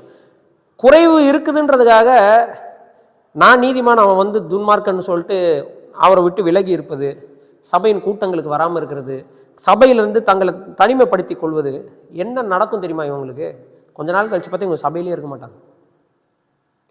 சபை விட்டு வெளியில் போயிடுவாங்க, அப்படியே விசுவாசத்தை விட்டு கொஞ்சம் கொஞ்சமாக வெளில போவாங்க. அப்படியே அவங்க வந்து கர்த்தருடைய பிள்ளையே இல்லாமல் போயிடுவாங்க. புரிஞ்சுதுங்களா? இதுக்கு காரணம் என்னன்னா, அந்த அதிருப்தியை அவங்களால என்ன செய்ய முடியல, ஜீரணிக்க முடியல. மற்றவங்க அதே அதிருப்தி இருக்கிற சூழ்நிலை தான் இருக்கிறாங்க. அவங்க எல்லாரும் ஒன்றா என்ன செஞ்சுட்டு இருப்பாங்க, முன்னேறி போய்கிட்டு இருப்பாங்க. இப்போ இதுக்கு இந்த நிலைக்கு காரணம் சபையா இவங்களான்னு கேட்டால் இவங்க தான். சபை கிடையாது. சபையில் குறைவுகள் உண்டு, சார்லஸ் ஸ்பர்ஜன் உடைய ஸ்டோரி உங்களுக்கு தெரியும்னு நினைக்கிறேன். சார்லஸ் ஸ்பர்ஜன் கிட்ட ஒருத்தர் வந்து கேட்டார், குறை இல்லாத சபை எது காமிங்க, நான் அங்கே போகணும், எங்கே போனாலும் ஏதாவது ஒரு பிரச்சனை என்ன செய்யுது இருக்குது அப்படின்போது சார்லஸ் ஸ்பர்ஜன் சொன்னாராம், இந்த உலகத்தில் குறைவுகளே இல்லாமல் எந்த சபையும் இல்லை, ஒருவேளை அப்படி ஒரு சபையை நீ கண்டுபிடிச்சனா நீ அந்த சபைக்கு போகாத அப்படின்னாராம். நான் சொல்ல புரியுதா இல்லையா? ஒருவேளை நீ அப்படி ஒரு சபையை கண்டுபிடிச்சிட்டனா நீ அந்த சபைக்கு போகாத. ஏன் சொல்லுங்க? அந்த சபைக்கு இவன் தான் குறையா இருப்பான். ஏன்னா குறை இருக்கான்னு பார்க்கறதுக்காக நான் சபைக்கு போல. என்னை போல குறை உள்ளவர்கள் எல்லாரும் ஒன்றாக கூடுகிற இடம் இது. ஒன்றாக கூடி குறைவற்ற கர்த்தருடைய வழிநடத்துதல் பேரில் வழிநடத்தி போகிறோம். நாளுக்கு நாள் தான் முன்னேற்றம் அடைய முடியும். கரெக்டா? நாளுக்கு நாள் தான் முன்னேற்றம் அடைய முடியும். வந்த அன்னைக்கே ஒருத்தன் வந்து புது மனுஷனா வாழ முடியும்னா எப்படி வாழ முடியும்? அப்போ வந்த அன்னைக்கே ஒருத்தன் புது மனுஷனா மாறணும்னு நான் எக்ஸ்பெக்ட் பண்றேன்னா நான் ஃபர்ஸ்ட் புது மனுஷனா இல்லைன்னு அர்த்தம். ஏன்னா என்னால் அவன் மேல இரக்கமோ கிருபையோ காட்ட முடியவில்லைன்னா நான் இன்னும் புது மனுஷனா என்ன செய்யல, மாறலன்னு அர்த்தம். அதைத்தான் அங்கே சார்லஸ் ஸ்பர்ஜன் வந்து அவருக்கு சொல்ல விருப்பப்பட்டார். இப்போ நான் என்ன சொல்ல வரேன்னா, இந்த சைக்கிள் இருக்கு பாருங்க, இதில் ரொம்ப முக்கியமே வந்து பார்த்தீங்கன்னா கர்த்தரோட நிலைத்து இராததுனால தான் இந்த சைக்கிள் ப்ராப்ளம். தலைவன் இருக்கிற வரைக்கும் கம்பல்ஷன், தலைவன் போன உடனே என்ன ஆயிடுது, ஆக மொத்தம் இவங்க ஸ்டார்டிங்ல இருந்தே உண்மையாக கர்த்தரை ஃபாலோ பண்ணவில்லை. உண்மையாக கர்த்தரை ஃபாலோ பண்றவன் சூழ்நிலை எப்படி இருந்தாலும் நிலைத்து நிற்பான் இல்லையா? ரிலேஷன்ஷிப்ஸ்லேயே அப்படிதான். நான் சமீபத்தில் பேசிட்டு இருந்தோம், நான் மனைவி பேசிட்டு இருக்கும்போது சொன்னோம், இவங்களாம் ஆரம்பத்திலிருந்து நம்மளோட நன்ற பழகுனாங்க, நல்லா இது பண்ணாங்க. திடீர்னு ஒரே நாளில் டோட்டலாக நம்மளை அவாய்ட் பண்ண முடியுதுன்னா காரணம் என்னவா இருக்கும்? யாரோ ஒருத்தவங்க சொல்கிறதை கேட்டு டோட்டலாக ஒருத்தனை வெறுக்க முடியுமா? இப்போ நம்ம 3 பேர் இருக்கோம் வச்சுக்கோங்க சார். இப்போ இந்த பிரதர் வந்து உங்களை எனக்கு அறிமுகப்படுத்துறாரு. அதுக்கு முன்னாடி நீங்கள் யாருன்னு எனக்கு தெரியாதுன்னு வச்சுக்கோங்க. இந்த பிரதர் வந்து உங்களை எனக்கு அறிமுகப்படுத்துறாரு. இப்போ நம்ம எல்லாம் ஃப்ரெண்ட் ஆயிடுறோம். ஒரு கட்டத்தில் என்ன நடக்குது அப்படின்னு சொன்னால், வேற யாரோ வந்து 4வது மனுஷன் யாரோ வந்து உங்களை பற்றி என்கிட்ட ஏதோ ஒன்று சொல்கிறார். இப்போ நான் என்ன பண்ணணும், ஒன்று உங்களை அறிமுகப்படுத்தி வச்சவர்கிட்ட போய் உங்களை பற்றி விசாரிக்கணும். அப்படி இல்லையா நான் நேரில் வந்து உங்ககிட்ட விசாரிக்கணும். இது ரெண்டுமே பண்ணாமல் நம்ம 3 பேர் இல்லாமல் இன்னொருத்தர் சொன்னார்ன்ற ஒரு காரணத்துக்காக உங்கள் 2 பேரையும் நான் வெறுத்தேன்னா அப்போ ஆரம்பத்திலேருந்தே நான் உங்கள் கூட என்னவா இல்லை, உண்மையாக இல்லைன்னு அர்த்தம். புரிஞ்சுதுங்களா? இதுதான் கர்த்தரோட உண்மையாக நீங்கள் இருக்கிறீங்க அப்படின்னா சூழ்நிலை எப்படி இருந்தாலும் கர்த்தர் கூடவே என்ன செய்வோம், ஃபாலோ பண்ணுவோம். கர்த்தரோட இவங்க ஆரம்பத்துலேருந்து உண்மையாக இல்லை, மனசளவில் உண்மையாக இல்லை, கம்பல்ஷனில் கீழ்படுகிறவங்களா இருக்கிறாங்க. அதனால தான் நியாயாதிபதி முடிச்ச உடனே என்ன ஆயிடுது, திரும்ப பழைய வழிகளுக்கு போகிறாங்க. எப்படா அந்த நியாயாதிபதி சாவா நம்ம அந்த ப்ராக்டிஸை ஃபாலோ பண்ணலான்ற மாதிரியே மைண்ட் செட்டில் இருப்பாங்க போல. நியாயாதிபதி மறிச்ச உடனே டக்குன்னு அந்த பக்கம் ஜம்ப் பண்ணுறாங்க. காரணம் என்னன்னா, அவங்க கர்த்தருடைய சட்டதிட்டங்களை வெறும் சட்டதிட்டங்களாக தான் பார்க்குறாங்களே தவிர கிருபையுள்ள அந்த வார்த்தைகள் நம்ம எப்படி வழி நடத்துகிறது, இதனுடைய நோக்கம் என்ன, இது எந்த அளவுக்கு கர்த்தர் நம்மை உயர்த்துவதற்காக இந்த சட்டதிட்டங்கள் கொடுக்கப்பட்டிருக்கு, இதெல்லாம் மைண்டில் இல்லை. இதனால தான் நியாயப்பிரமாணத்தை ஒருவராலும் நிறைவேற்ற முடியவில்லை. நியாயப்பிரமாணத்தை நிறைவேற்ற முடியாததற்கு காரணம் நம்முடைய சைக்காலஜி, நியாயப்பிரமாணம் கிடையாது. நியாயப்பிரமாணத்தின்படி செய்வதற்கு மனதில்லாமை. அதனால அப்போ உணர்ந்து நடக்கிறவங்க இருந்தாங்கல்ல, இருக்கிறாங்க. மனிதர்கள் 100% ஃபாலோ பண்ணலனாலும் உணர்ந்து நடக்கக்கூடியவங்க இருந்திருக்கிறாங்கல்ல. மனது தான், நாம தான் கர்த்தருடைய சட்டத்திட்டங்களுக்கு கீழ்ப்படிய மனசில். இப்போ ரட்சிக்கப்பட்டு வந்ததுக்கு அப்புறமும் கர்த்தர் சொல்லுகிற வார்த்தைகளின்படி நம்ம 100% நடக்கிறோமா? நம்ம ஒரு வார்த்தை ஒரு சாக்கு வச்சிருக்கோம், என்னதான் இருந்தாலும் நானும் மனுஷன் தானே பிரதர் அப்படின்னு ஒரு வார்த்தை சொல்றோம் இல்லையா? நம்ம சராசரி மனிதர்களாக கர்த்தர் நம்மை கருதி இருந்தால் இந்த வழியில நம்ம வழி நடத்திருக்க மாட்டார். நம்ம பரிசுத்தவான்கள்னு சொல்லிட்டாரு. அப்ப நமக்குன்னு ஒரு ஸ்டாண்டர்டை கர்த்தர் கொடுக்குறாரு. அப்படின்னும் போது நானும் சராசரி மனுஷன் தானே பிரதர்னு திரும்ப அங்க போனோம்னா அப்போ நம்மை காப்பாற்றுவதற்கான நோக்கமே வீணா போகுது இல்லையா? ஸோ இதை வந்து நம்ம இதெல்லாம் நான் என்ன சொன்னா, இதெல்லாம் தீம்ஸ், இதுல இருந்தெல்லாம் நீங்க வந்து தியானிக்கலாம். இதுல இருந்து நிறைய விஷயங்களை நீங்க வந்து சுவிசேஷமாகவும் பிரசன்ட் பண்ணலாம். சபைகளில் நீங்க வந்து உங்கள் ஆவிக்குரிய வளர்ச்சிக்காக விசுவாசிகளிடத்தில் இதை பற்றிலாம் நிறைய பேசணும். 5வது நம்ம பார்க்கறது எக்கோஸ் ஆஃப் எக்ஸடஸ். யாத்ராகமத்தில் நாம் பார்த்த தீம்ஸ், கருப்பொருள்கள் இங்கேயும் நாம் பார்க்க முடிகிறது. 1 ஒடுக்குமுறை, அப்ரஷன். யாத்ராகமம் 1வது அதிகாரம் 11 - 14 வரைக்கும் பார்த்தோம். 4 விதமான ஒடுக்குமுறை: அரசியல் ஒடுக்குமுறை, ஆவிக்குரிய அதாவது ஸ்பிரிச்சுவல் ஒடுக்குமுறை, எக்கனாமிக் ஒடுக்குமுறை இல்லையா? அப்புறம் இன்னொரு ஒடுக்குமுறை பார்த்தோம். என்ன ஒடுக்குமுறை? சமூக ஒடுக்குமுறை. இந்த 4 விதமான ஒடுக்குமுறையும் எகிப்தியரால இஸ்ரேல் ஜனங்கள் மீது வந்தது. அதே வார்த்தை இங்கேயும் பயன்படுத்தப்படுகிறது. Similarly Israel is oppressed by enemies to become slaves in judges. இந்த இஸ்ரவேலரை மறுபடியும் அடிமைத்தனத்துக்குள்ள கொண்டு போறாங்க. மீதியானியராக இருக்கட்டும், பெலிஸ்தியராக இருக்கட்டும், மற்ற கானானியராக இருக்கட்டும், இவங்க எல்லாரும் இஸ்ரேல் ஜனங்களை மறுபடியும் அடிமைத்தனம், they are making them slaves, மறுபடியும் அடிமைத்தனத்திற்குள்ள இவர்களை கொண்டு போறாங்க. இப்போ என்ன நடக்குது? அதே மாதிரி கிரையிங் அவுட். யாத்ராமம் 2ஆம் அதிகாரம் 23-25 வரைக்கும் வாசிக்கிறோம். இஸ்ரேல் கிரைட் அவுட், அவர்களுடைய கூக்குரல் என்னிடத்தில் வந்து எட்டியது அப்படின்னு சொல்றாரு. அதனால நான் உன்னை அனுப்புகிறேன்னு மோசேட்ட சொல்றாரு. அதே வார்த்தை இங்க பயன்படுது. சேம் கிரை அப்பியர்ஸ் த்ரூ அவுட். ஜட்ஜஸ் 3:9, 15, 4:3, 6, 6-7, 10, 10, 12, 14 இந்த எல்லா பகுதியிலையும் இதே வார்த்தை திரும்ப திரும்ப வருது. திரும்ப கூக்குரல் கூக்குரல் கூக்குரல். இஸ்ரேல் ஜனங்கள் ஏன் கூக்குரல் இட வேண்டிய சூழ்நிலை ஏற்படுது? காரணம், நெருக்கப்படுறாங்க. நெருக்கப்படுறது காரணம் என்ன? முந்தின ஸ்லைட்ல பார்த்தோம், கீழ்ப்படியாமை. ஸோ இது நடக்குது. 3வது deliverance. Deliverer, not sir, deliverer, ரட்சகர் அல்லது மீட்பர். எக்ஸோடஸ் 3:8-6-6 வருது. அது அப்படியே கண்டினியூஸாக ஜட்ஜஸில் வருது. 6:9, 8:34, 9:17, 10:15 இந்த பகுதிகள் எல்லாம் அதே வார்த்தை டெலிவரர். ஸோ அந்த யாத்ராகமத்தை மறக்காமல் வாசிக்கக்கூடிய வாசகர்கள் இவங்க இப்படி வாழ்ந்துட்டு போயிட்டாங்க. வாசிக்கிற நான் மறந்துடக்கூடாது இல்லை? ஸோ அந்த வார்த்தைகள் எல்லாம் கண்டினியூஸாக ரிப்பீட் பண்ணும்போது வாசிக்கிற நான் யாத்ராகமத்திலிருந்து கர்த்தரை வழிநடத்தி வந்த அந்த விஷயங்களை மனசில் வச்சு வாசிக்கக்கூடிய ஒரு மைண்ட் செட் நமக்குள்ளே வரும், அந்த ஒக்காபுலரி. ஸோ அது ஒரு தீமாக நாம் இங்கே பார்க்குறோம். அதுக்கப்புறம் சிம்பாலிக் ஆக்ட்ஸ் ஆஃப் டெலிவரன்ஸ். நேரடியாக சில விஷயங்களை இப்போ இவ்வளோ நேரம் பார்த்துருக்கோம். இப்போ மறைமுகமாக உருவகமாக மீட்பை குறித்து, ரட்சிப்பை குறித்து சொல்லப்படுகிற சிம்பாலிக் விஷயத்தை நம்ம இங்கே பார்க்குறோம். இது வேத வல்லுநர்கள் ஒரு விதமாக இதை சொல்கிறாங்க. எப்படின்னா, the many acts of deliverance involve the right and the left hands. வலதுபுறம் இடதுபுறம் ரெண்டு பக்கமும் கர்த்தர் இவர்களை காப்பாற்றுகிறார். எப்படி? செங்கடல்ல வலதுபுறமும் இடதுபுறமும் சாயாமல் நடு ரோட்டில் போக வச்சாரு. அது மாதிரி யோசுவாட்ட சொல்கிறாரு, வலதுபுறம் இடதுபுறம் சாயாத கரெக்டாக நட, அப்போனா நீ போயிடலாம் அப்படின்றாரு, சக்ஸஸ் ஆயிடலான்னு. அந்த விஷயத்தை இங்கே சிம்பாலிக்காக காட்டப்படுகிறது. ஏகூத் அப்படின்றவன் லெஃப்ட் ஹேண்டை வச்சு நியாயம் ரட்சிக்கிறான். யாகேல் அப்படின்றவன் அவளுடைய வலது கரத்தை வச்சு ரட்சிக்கிறான். அதுக்கப்புறம் கிதியோனுடைய ஆர்மி பார்த்தீங்கன்னா லெஃப்ட் அண்ட் ரைட் ஹேண்ட்ஸ் ரெண்டுத்தையும் பயன்படுத்துறதை பார்க்குறோம். சிம்சோன் 2 கரங்களையும் பயன்படுத்துகிறான், போத் ஹேண்ட்ஸ். இந்த வலது இடது போத் ஹேண்ட்ஸ் அப்படின்ற அந்த வார்த்தைகள் கர்த்தர் 2 பக்கமும் இவர்கள் சாயாமல் கர்த்தருடைய வழிகளிலேயே கொண்டு போக விரும்புகிறார். தேவனுடைய ஆக்ட் ஆஃப் டெலிவரன்ஸ் சிம்பாலிக்காக கர்த்தரை எந்த பக்கமும் சாஞ்சிடக்கூடாது, கர்த்தருடைய வழிகளிலே நடக்கணும் அப்படின்றத இன்டைரக்டாக காட்டக்கூடிய மெசேஜாகவும் சிம்பாலிக்காக என்ன செய்யலாம், இதுல இருந்து நம்ம எடுக்கலாம். Symbolic, it's a symbolic thing. இதே மாதிரி தீர்க்கதரிசன புஸ்தகங்கள்ல நிறைய சிம்பாலிக் விஷயங்களை நம்ம பார்க்க போறோம். ஸோ இந்த தீர்க்கதரிசனம், இந்த புஸ்தகம் ஒரு தீர்க்க தரிசனமாகவும் இருக்கிறது.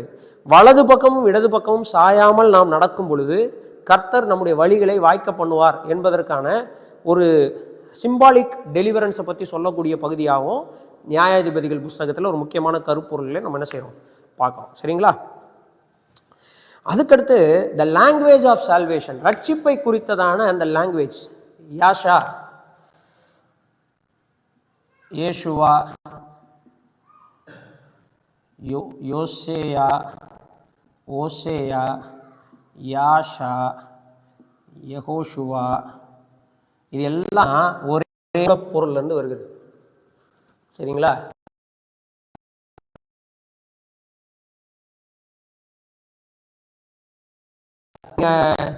யெகோஷுவான்னு படிக்கலாம், யோசுவான்னு படிக்கலாம், ஓஷேயான்னு படிக்கலாம், ஏசுவான்னு படிக்கலாம். நீங்க போடுற வவலுக்கு ஏற்ற மாதிரி இது மாறும். ஆனா எல்லாத்துலயும் எதுதான் மீனிங்? Salvation, somehow salvation. கர்த்தரின் ரட்சிப்பு, இல்ல கர்த்தரே ரட்சிப்பு, என் கர்த்தர் ரட்சிப்பார், என் கரத்தை கொண்டு ரட்சிப்பார், நானே ரட்சகர், இப்படி எப்படி வேணா மீனிங் வரும். ஆனா ரட்சிப்புன்ற லாங்குவேஜ் வரக்கூடியதாக இருக்கிறது. இது எங்கெங்கெல்லாம் நம்ம பார்க்கறோம் அப்படின்னு சொன்னா, இந்த யாத்திராகமம் 14வது அதிகாரம் 30வது வசனம் தான் இந்த வேர்டை இன்ட்ரடியூஸ் பண்ணுது. கர்த்தர் பலத்த கையினாலும் ஓங்கிய புயத்தினாலும் அவர்களை ரட்சித்தார், சால்வேஷன், யாஷா பண்ணினார் அப்படின்னு சொல்லி அந்த எக்ஸடஸ் ஈவெண்ட்ல வருது. இந்த ஈவெண்ட் ஆல்மோஸ்ட் 21 டைம்ஸ் எங்க வருது? 21 டைம்ஸ் ஜட்ஜஸ்ல ஒவ்வொரு ஜட்ஜு வரும் பொழுதும் அந்த வார்த்தை, அந்த யாஷா, சால்வேஷன் அப்படின்ற அந்த வேர்டு ஒவ்வொரு ஜட்ஜஸ் வரும் பொழுதும் அந்த வார்த்தை வருகிறது. அந்த அந்த ஹீப்ரூ வேர்டு வந்து அதே வேர்டு வருகிறத பார்க்கணும். வசனங்களை வாசிக்கலாம் சிலது. ஒத்னியேல், அதாவது 3ஆம் அதிகாரம் 9ஆம் வசனம் வாசிங்க. ஒத்னியேல் தான் ஃபர்ஸ்ட் ஜட்ஜு, சரியா? 9ஆம் அதிகாரம் 3ஆம் வசனம் வாசிங்க. சாரி, 3ஆம் அதிகாரம் 9ஆம் வசனம் வாசிங்க. இஸ்ரவேல் புத்திரர் கர்த்தரை நோக்கி கூப்பிட்டபோது கர்த்தர் இஸ்ரவேல் புத்திரரை ரட்சிக்கும்படி இல்லையா?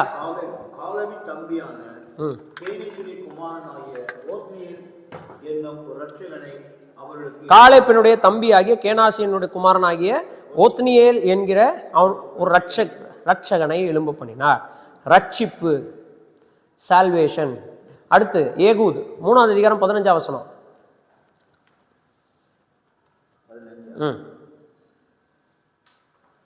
இஸ்ரவேல் புத்திரர் கர்த்தரை நோக்கி கூப்பிட்ட போது கர்த்தர் அவளுக்கு பென்யமீன் கோத்திரத்தானாகிய பேராவின் மகன் ஏகூத் என்னும் ரட்சகனை எழும்ப பண்ணினார். சம்கார் 3ஆம் அதிகாரம் 31ஆம் வசனம். 3ஆம் அதிகாரம் 31ஆம் வசனம். அவனுக்கு பிற்பாடு ஆனாத்தின் குமாரன் சம்கார் எழும்பினான். அவன் பெலிஸ்தர் 600 பேரை ஒரு தாற்றுக்கோளால் முறியடித்தான். அவனும் இஸ்ரவேலை ரட்சித்தான். ரட்சகன், ரட்சிப்பு, ரட்சகன், ரட்சிப்பு. அகேன் அண்ட் அகேன் கிதியோனுடைய வாழ்க்கையிலையும் பார்க்குறோம் ரட்சிப்பு.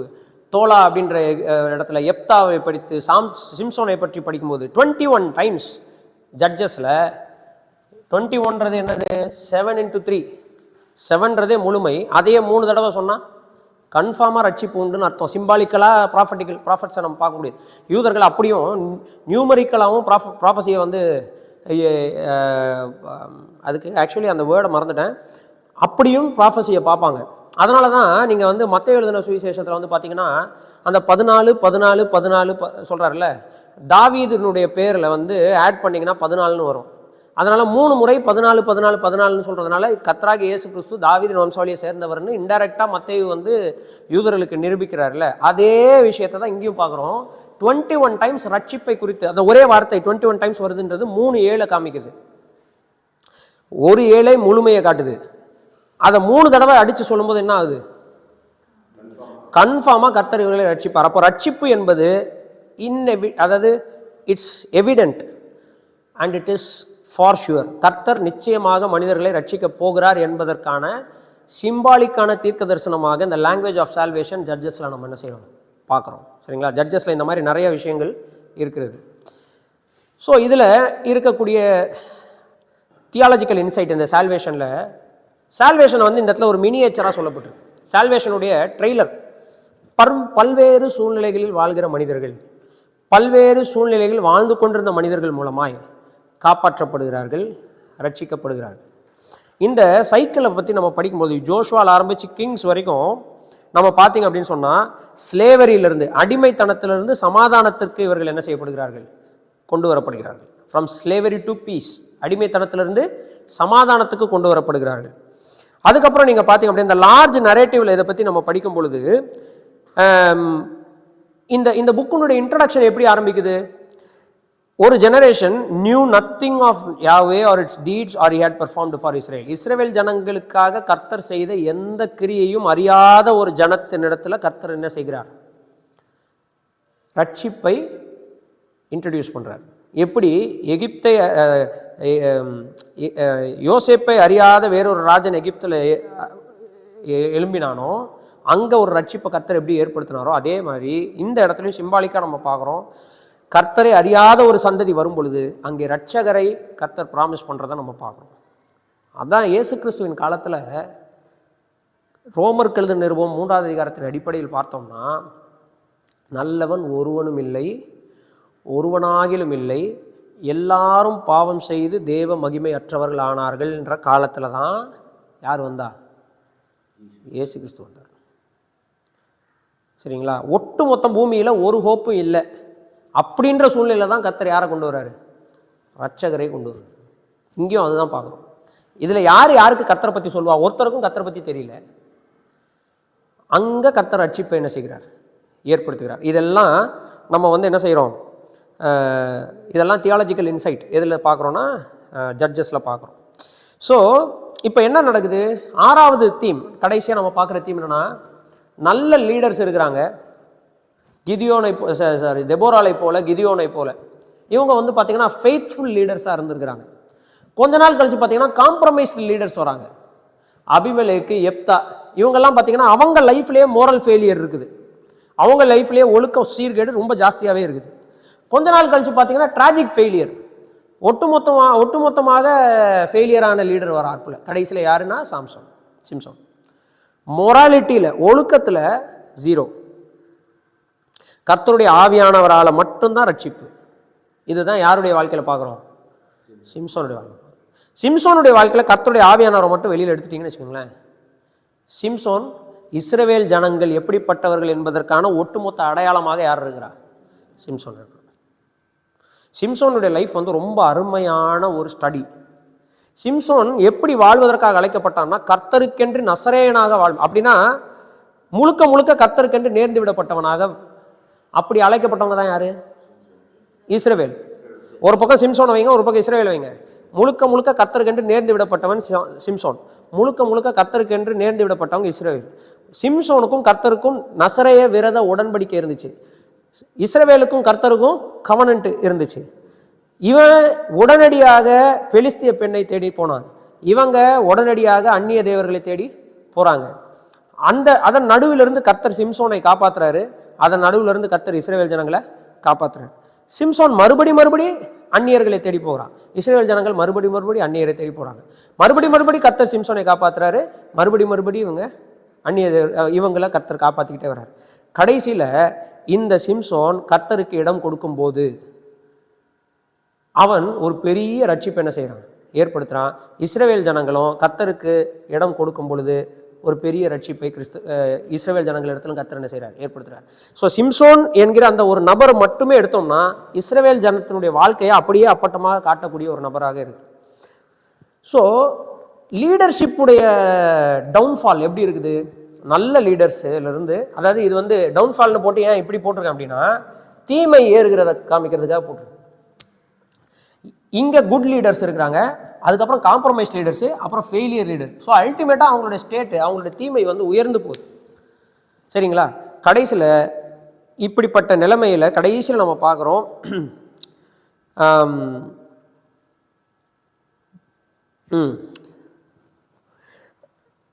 சில ஜட்ஜஸ் வந்து கானானியர்கள் மாதிரி நடந்து கொள்கிறார்கள்.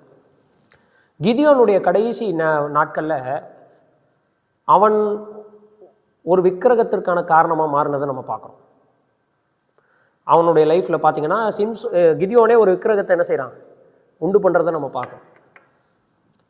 சரிங்களா? அதன் விளைவாக இஸ்ரவேல் ஜனங்கள் சோரம் போகிறார். விக்கிரகத்தினா சிலையை உண்டு பண்ணல, அவன் வந்து ஒரு ஏபோத்தை விக்கிரமாக மாற்றுகிறான். அதில் என்ன நடக்குது? எல்லாருமே அதை பின்பற்றி போகக்கூடியவர்களாய் காணப்படுகிறாங்க. அதனால் அடுத்த ஃபால் உருவாகுது. இதுலேருந்து என்ன தெரியுதுன்னா, தலைவனாக இருக்கிற நான் அந்நிய தேவர் என்ன சொல்கிறது டவுன்ஃபால் ஆகும்போது எனக்கு அடுத்து வரவங்க ரொம்ப ஒரு மோசமான சூழ்நிலைக்கு என்ன செஞ்சுறாங்க? போயிடுவாங்க. ஸோ அதனால் தலைவர்கள் வந்து எப்போவுமே லீடர் ஷுட் பி ஆல்வேஸ் காட்லி, கிறிஸ்துவுக்குள்ளே அல்லது கர்த்தருக்குள்ளே அவங்க என்ன செய்யணும்? இருக்கணும்.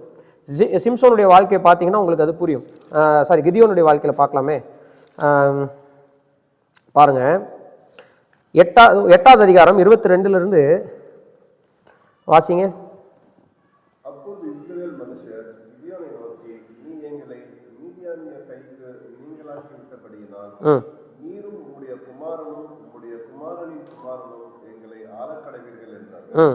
அதுக்கு கிதியோன், நான் உங்களை ஆள மாட்டேன், குமாரனும் உங்களை ஆள மாட்டார், கர்த்தரே உங்களை ஆள்வாராக. இது வரைக்கும் சூப்பர், செம்ம ஸ்டேட்மெண்ட். நானும் உங்களை ஆள மாட்டேன், என் குமாரனும் உங்களை ஆள மாட்டான், நாங்கள் வாழடி வாழையாக மன்னராட்சியெல்லாம் செய்ய போகிறதில்ல, கர்த்தரே உங்களை என்ன செய்வார்? ஆளுவார். அருமையான ஸ்டேட்மெண்ட். ஆனால் இப்போ கிதியோனே ஒரு முடிவு எடுக்கிறான். இப்போ இவங்க எல்லாரும் கெட்டு போயிடுவாங்க, அதுக்கு நம்ம ஒரு பிளான் பண்ணுவோம், இவங்க கர்த்தரை சேவிக்கிறதுக்கு நம்ம ஒரு பிளான் பண்ணுவோம்னு ஒரு பிளான் பண்ணுறாப்புல. என்ன பண்ணுறாப்புல பாருங்க. கிதியோன் அவர்களை நோக்கி, உங்களிடத்தில் ஒரு காரியத்தை கேட்கிறேன், நீங்கள் அவரவர் கொள்ளையிட்ட கடுக்கன்களை என்னிடத்தில் கொண்டு வாருங்கள் என்றார். அவர்கள் இஸ்ரவேலராய் இருந்தபடியினால் அவர்களிடத்தில் பொன் கடுக்கன்கள் இருந்தது. இஸ்ரவேலர் சந்தோஷமாய் கொடுப்போம் என்று சொல்லி ஒரு வஸ்திரத்தை விரித்து அவர் கொள்ளை இவங்க இஸ்மவேலருக்கு அகேன்ஸ்டா போராடினாங்க. அவங்க கிட்ட பொன் கடுக்கன்கள் இருந்துச்சு. அந்த பொன் கடுக்கன்கள் எல்லாம் இப்ப யார் கையில இருக்கு? இஸ்ரவேலர் கையில இருக்கு. அதனால இஸ்ரவேலர் ஜனங்கள் அதை கொடுக்குறாங்க. இப்ப அதெல்லாம் வச்சா 26வது வசனத்துல போட்டிருக்கு 1700 shekels of gold. என்னது? 1700 shekels. ஒரு ஷெக்கல் வந்து 11 கிராம். ஒரு ஷெக்கல் வந்து எவ்வளோ? 11 கிராம். அப்போ 1700 ஷெக்கல்ஸ்னா எவ்வளோ கிராம்னு நீங்கள் என்ன செய்யுங்க, யோசிச்சு பாருங்க. அப்போ அவ்வளோ கோல்டு என்ன செஞ்சிருச்சு? கிடைச்சிருச்சு. இப்போ என்ன நடக்குது பாருங்க. இதை வச்சுட்டு என்ன பண்றாங்கன்னா 27வது வசனம், ஒரு ஏபோத்தை உண்டு பண்ணிக்கிறான். ஏபோத் என்பது ஆசாரியல் உடுத்துகிற உடையில ஒரு பகுதி. சரிங்களா? அந்த ஏபோத்து மேலே தான் மற்ற விஷயங்கள் இருக்கும். இப்போ உதாரணத்துக்கு நான் வந்து ஒரு ட்ரெஸ் போட்டுருவேன், ஒரு லினன் கார்மெண்ட் போட்டுடுறேன். அதுக்கு மேலே ஒரு துணி ஒன்று போடுவாங்க, அதுக்கு பேர் ஏபோத். அந்த துணியில் இந்த மார்பு பதக்கம் இருக்கும்ல, அது வைப்பாங்க. அந்த ஏபோத்தில் இந்த பக்கமும் அந்த இது இருக்கும், கனெக்ட் பண்ணுகிற கயிறுகள் இருக்கும். அதில் வந்து அந்த கோல்டன் இது இருக்கும். அந்த ஏபோத்தினுடைய கீழே வந்து மணிகள் இருக்கும், அதில் சவுண்டு வரும். அதெல்லாம் இந்த ட்ரெஸ்ஸில் ஒரு பகுதிக்கு பேர் ஏபோத். அந்த ஏபோத்தில் தான் மற்ற விஷயங்களெல்லாம் கனெக்ட் ஆகிருக்கும். சரிங்களா? இப்போ தங்கத்தில் ஒரு ஏபோத்தை உண்டு பண்ணுறான். என்ன செய்கிறான்? தங்கத்தில் ஒரு ஏபோத்தை உண்டு பண்ணி அதனால் கிதியோன் ஒரு ஏபோத்தை உண்டாக்கி அதை தன் புறான ஓப்ராவிலே வைத்தான். இஸ்ரவேலர் எல்லாரும் அதை பின்பற்றி சோர்ந்து போனார்கள். பார்த்தீங்களா? இவர் என்ன சொன்னான்? நானும் உங்களை ஆள மாட்டேன், கர்த்தர் என் பிள்ளைகளும் உங்களை ஆள மாட்டாங்க, கர்த்தர் மட்டும்தான் உங்களை ஆளுவார்னு சொன்னார். அப்போ இவங்க எல்லாரும் எந்த பக்கம் திருப்பி விட்டுருக்கணும்? சீலோவுக்கு போங்கன்னு அனுப்பிச்சி விட்டுருக்கணும். இவன் தன்னுடைய வீட்டை தேவாலயமாக மாற்ற முயற்சி செஞ்சான். தன்னுடைய வீட்டில் ஒரு ஏபோத்தை உருவாக்கி அது தங்கத்தில் உருவாக்கி வச்ச உடனே அது ஒரு கன்னியாக மாறிடுச்சு, அது ஒரு விக்கிரகமாக மாறிடுச்சு. இப்படி கிதியோன் தன்னுடைய கடைசி நாட்களில் தானாகவே ஒரு முயற்சி செய்கிறேன்னு சொல்லி வலதுபுறம் இடதுபுறம் சாயாத, எக்ஸ்ட்ரா கூட்டாத குறைக்காதன்னு சொன்னால் இவர் எக்ஸ்ட்ரா கூட்டிட்டார். இதன் விளைவு என்ன ஆயிடுச்சுன்னா இஸ்ரவேல் ஜனங்கள்லாம் சோரம் போகிறத நாம் பார்க்குறோம். அதுக்கப்புறம் நீங்கள் பார்த்தீங்க அப்படின்னு சொன்னால் சம்கார் அப்படின்னு ஒருத்தரை பற்றி பார்க்குறோம் இல்லையா? சம்கார் அப்படின்னு ஒருத்தரை பார்த்தோமா இல்லையா? 3வது அதிகாரம் 31வது வசனத்தில் சம்கார் அப்படின்ற ஒருத்தரை பார்க்குறோம். அவன் வந்து பாருங்க, ஏனாத்தின் புத்திரர் மகன், இஸ் அ சன் ஆஃப் ஏனட். சம்கார் இஸ்ரவேலனே கிடையாது, அவன் கானானியன். இதுலேருந்து என்ன தெரியுது? அந்நிய ஜாதிகள் விசுவாசித்து இஸ்ரவேலர்களோட வாழ்ந்து அந்நிய ஜாதியில் இருந்து ஒரு நியாயாதிபதியை எழும்பி இருக்கிறான். அந்த அளவுக்கு கர்த்தரை விசுவாசிக்க முடியும். யாரால? அந்நிய ஜாதியால. தலைமைத்துவம் வெறும் இஸ்ரவேல் ஜனங்களுக்கு மட்டும் கிடையாது. கர்த்தருக்கு கீழ்ப்படிஞ்சிருந்தா நீ அந்நிய ஜாதியா இருந்தாலும் நீ தலைவனா வர முடியும் அப்படின்றதுக்கு அடையாளமோ நியாயாதிபதிகள் புஸ்தகத்தில் நம்ம பார்க்குறோம். அதே தலைமைத்துவத்தில் இருக்கிற இஸ்ரவேலன் கானானியர்களை போல மாறவும் முடியுன்றதுக்கு கிதியோன் காரணம். கானானியர்கள் எல்லாரும் அவங்கவுங்க வீட்டில் அவங்கவுங்களுக்குன்னு கோயில் வச்சுருப்பாங்க, கரெக்டாக பூஜை அறை வச்சுருப்பாங்கல்ல. அந்த மாதிரி இவர் ஒரு பூஜை அறையை உருவாக்கிட்டார். சரிங்களா? எப்தாவும் அதே மாதிரி தான் பண்ணாப்புல, சிம்சோனும் அதே மாதிரி தான் பண்ணாங்க. கானானியரை போல வாழ்ந்த இஸ்ரவேல் நியாயாதிபதிகளையும், ஆனால் இஸ்ரவேலின் தேவனாகிய கர்த்தருக்கு பயந்த கானானிய நியாயாதிபதியை கூட நம்ம என்ன செய்கிறோம்? நியாயாதிபதிகள் புஸ்தகத்தில் பார்க்குறோம். இதெல்லாம் ரொம்ப முக்கியமான தீம்ஸ். அதில் நம்ம பார்க்குறது டவுன்வேர்டு ஸ்பைரல் ஆஃப் லீடர்ஷிப் வந்து தோல்வியுற்றே போகிறத நம்ம பார்க்குறோம். கடைசியில் நியாயாதிபதிகள் வந்து பார்த்திங்கன்னா சக்ஸஸ் அடையலை, பட் நியர் சக்ஸஸ். யோசுவாவினுடைய நாட்களில் நியர் சக்ஸஸ். அதுக்கடுத்து பார்த்தீங்கன்னா பார்ஷியல் கான்குவெஸ்ட், கம்ப்ளீட்டாக கான்குவெஸ்ட் பண்ணலை, பார்ஷியல் கான்குவெஸ்ட்.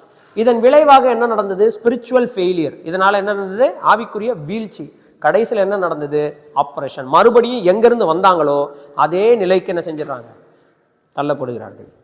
இதுதான் வந்து இஸ்ரேல்ஸ் டிசென்ட், இஸ்ரேலுடைய வீழ்ச்சியின் பாதை. முழுசாக சக்ஸஸ் பண்ணலை, கொஞ்சம் தான் கான்குவெஸ்ட் பண்ணாங்க, மற்றவங்கள துரத்தி விடலை.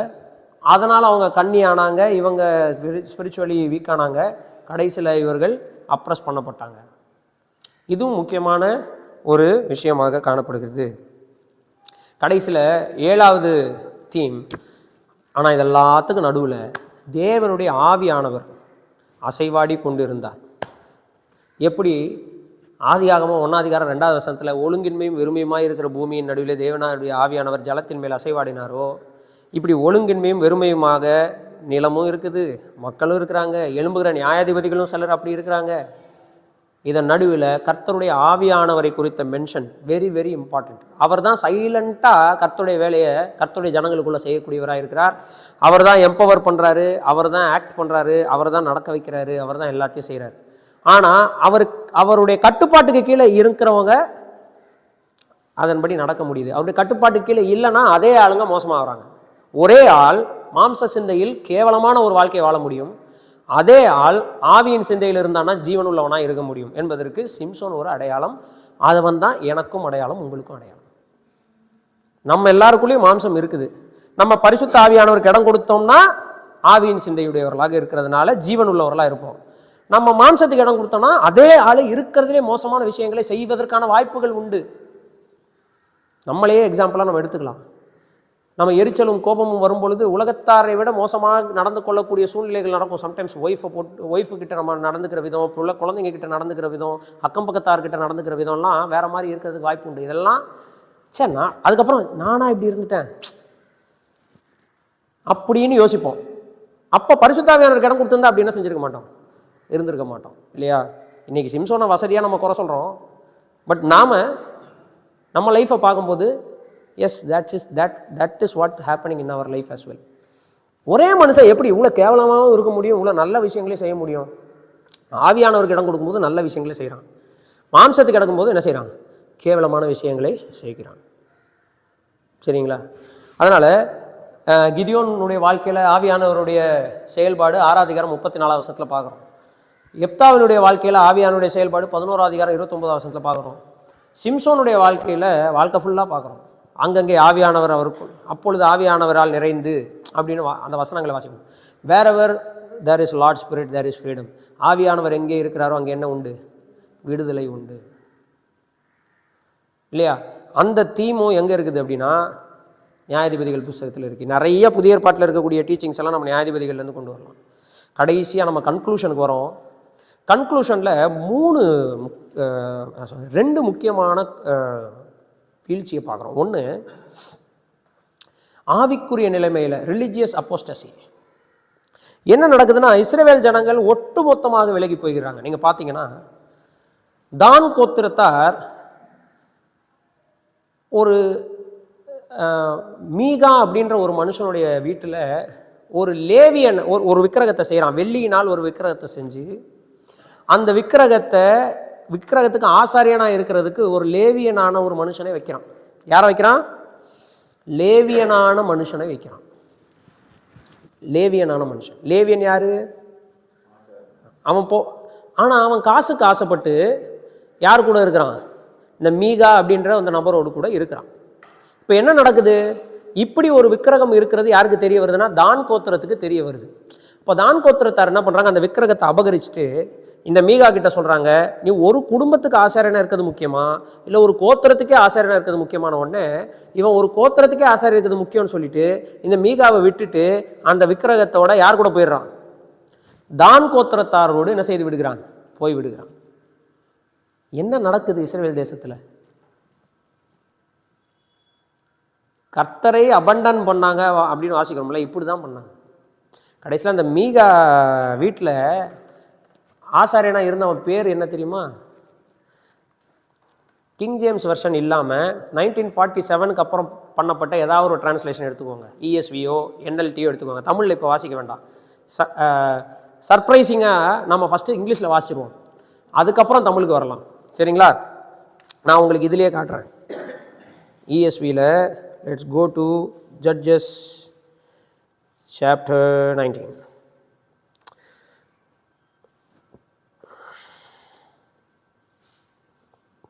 Sorry, 18. 27வது வசனம் இங்க பாருங்க. But the people of Dan took what Micah has made and the priest who belonged to him and they came to Laish. இங்க போட்டிருக்கிறேன், அப்புறமா படிக்கலாம், அவங்கவுங்க லாங்குவேஜில் அப்புறமா படிக்கலாம். ஃபஸ்ட்டு நான் என்ன சொல்கிறேன்னா, எப்படி வழி நடத்துகிறனோ அப்படியே வாங்க. இப்போது தான் பீப்புள் ஆஃப் டான் என்ன பண்ணுறாங்க, மைக்கா பண்ணுன அந்த விக்கிரகத்தை எடுத்துட்டு லாயிஸ்க்கு வராங்க. To a people quiet and unsuspecting and struck them with the edge of the sword and burn the city with fire. லாயிஸை வந்து அழிச்சிடறாங்க. And there was no deliverer because it was far from Sidon but they had no dealings with anyone. அதெல்லாம் முடிஞ்சிச்சு. And they name the city Dan. தான் கோத்திரத்தார் வந்து Laish அழிச்சு டான்னு மாற்றிட்டாங்க. இப்போ பாருங்க, and the people of Dan set up the carved image for themselves.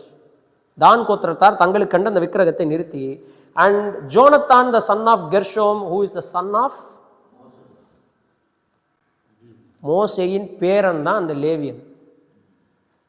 என்ன பான் இருக்குதா? இது நமக்கு ஏன் பான் இருக்குதுன்னா, தமிழ் பைபிளில் மனாசேயின் குமாரன்னு இருக்கும். தமிழ் பைபிள் வாசிக்கும் போது தெரியாது. கன்னடாவில் எப்படி இருக்குது? 30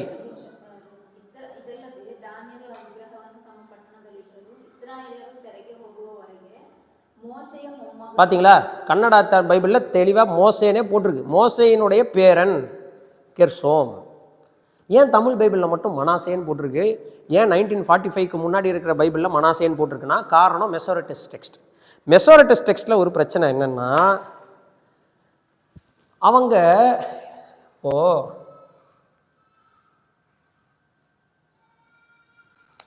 இதுதான் மோஷே சரிங்களா? ஹீப்ரூவில் இதுதான் மோஷே சரிங்களா? மோஷே வேர்டு இப்படி தான் இருக்கும். இப்போது இந்த ஸ்கிரைப்ஸ் டிரான்ஸ்லேட் பண்ணும்போது, அதாவது நோட் பண்ணி வரும் பொழுது, இந்த வசனம் வந்து அவங்களுக்கு ஒரு உறுத்தல் என்னன்னா, மோசே எவ்வளோ பெரிய ஆள். இப்போ மோசேனுடைய பேரனால யாருடைய பேர் கெட்டு போகுது? இப்போ இவங்க மோசையை வந்து பூஜிக்கிறாங்க. மோசைய மேலே இவங்களுக்கு பயங்கரமான ஒரு அபிப்பிராயம் இருக்கிறதுனால ஃபுட் நோட் பண்ணுறாங்க. என்ன பண்ணுறாங்க? ஃபுட் நோட் பண்ணுறாங்க. என்ன பண்ணுறாங்கன்னா, ஒரு நூன் அப்படின்றது ஒரு எழுத்து. அந்த நூனை இங்கே சூப்பர் ஸ்கிரிப்ஷனாக எழுதுறாங்க சரிங்களா? அடுத்து இதை காப்பி பண்ணுறவன் எப்படி காப்பி பண்ணிட்டான்?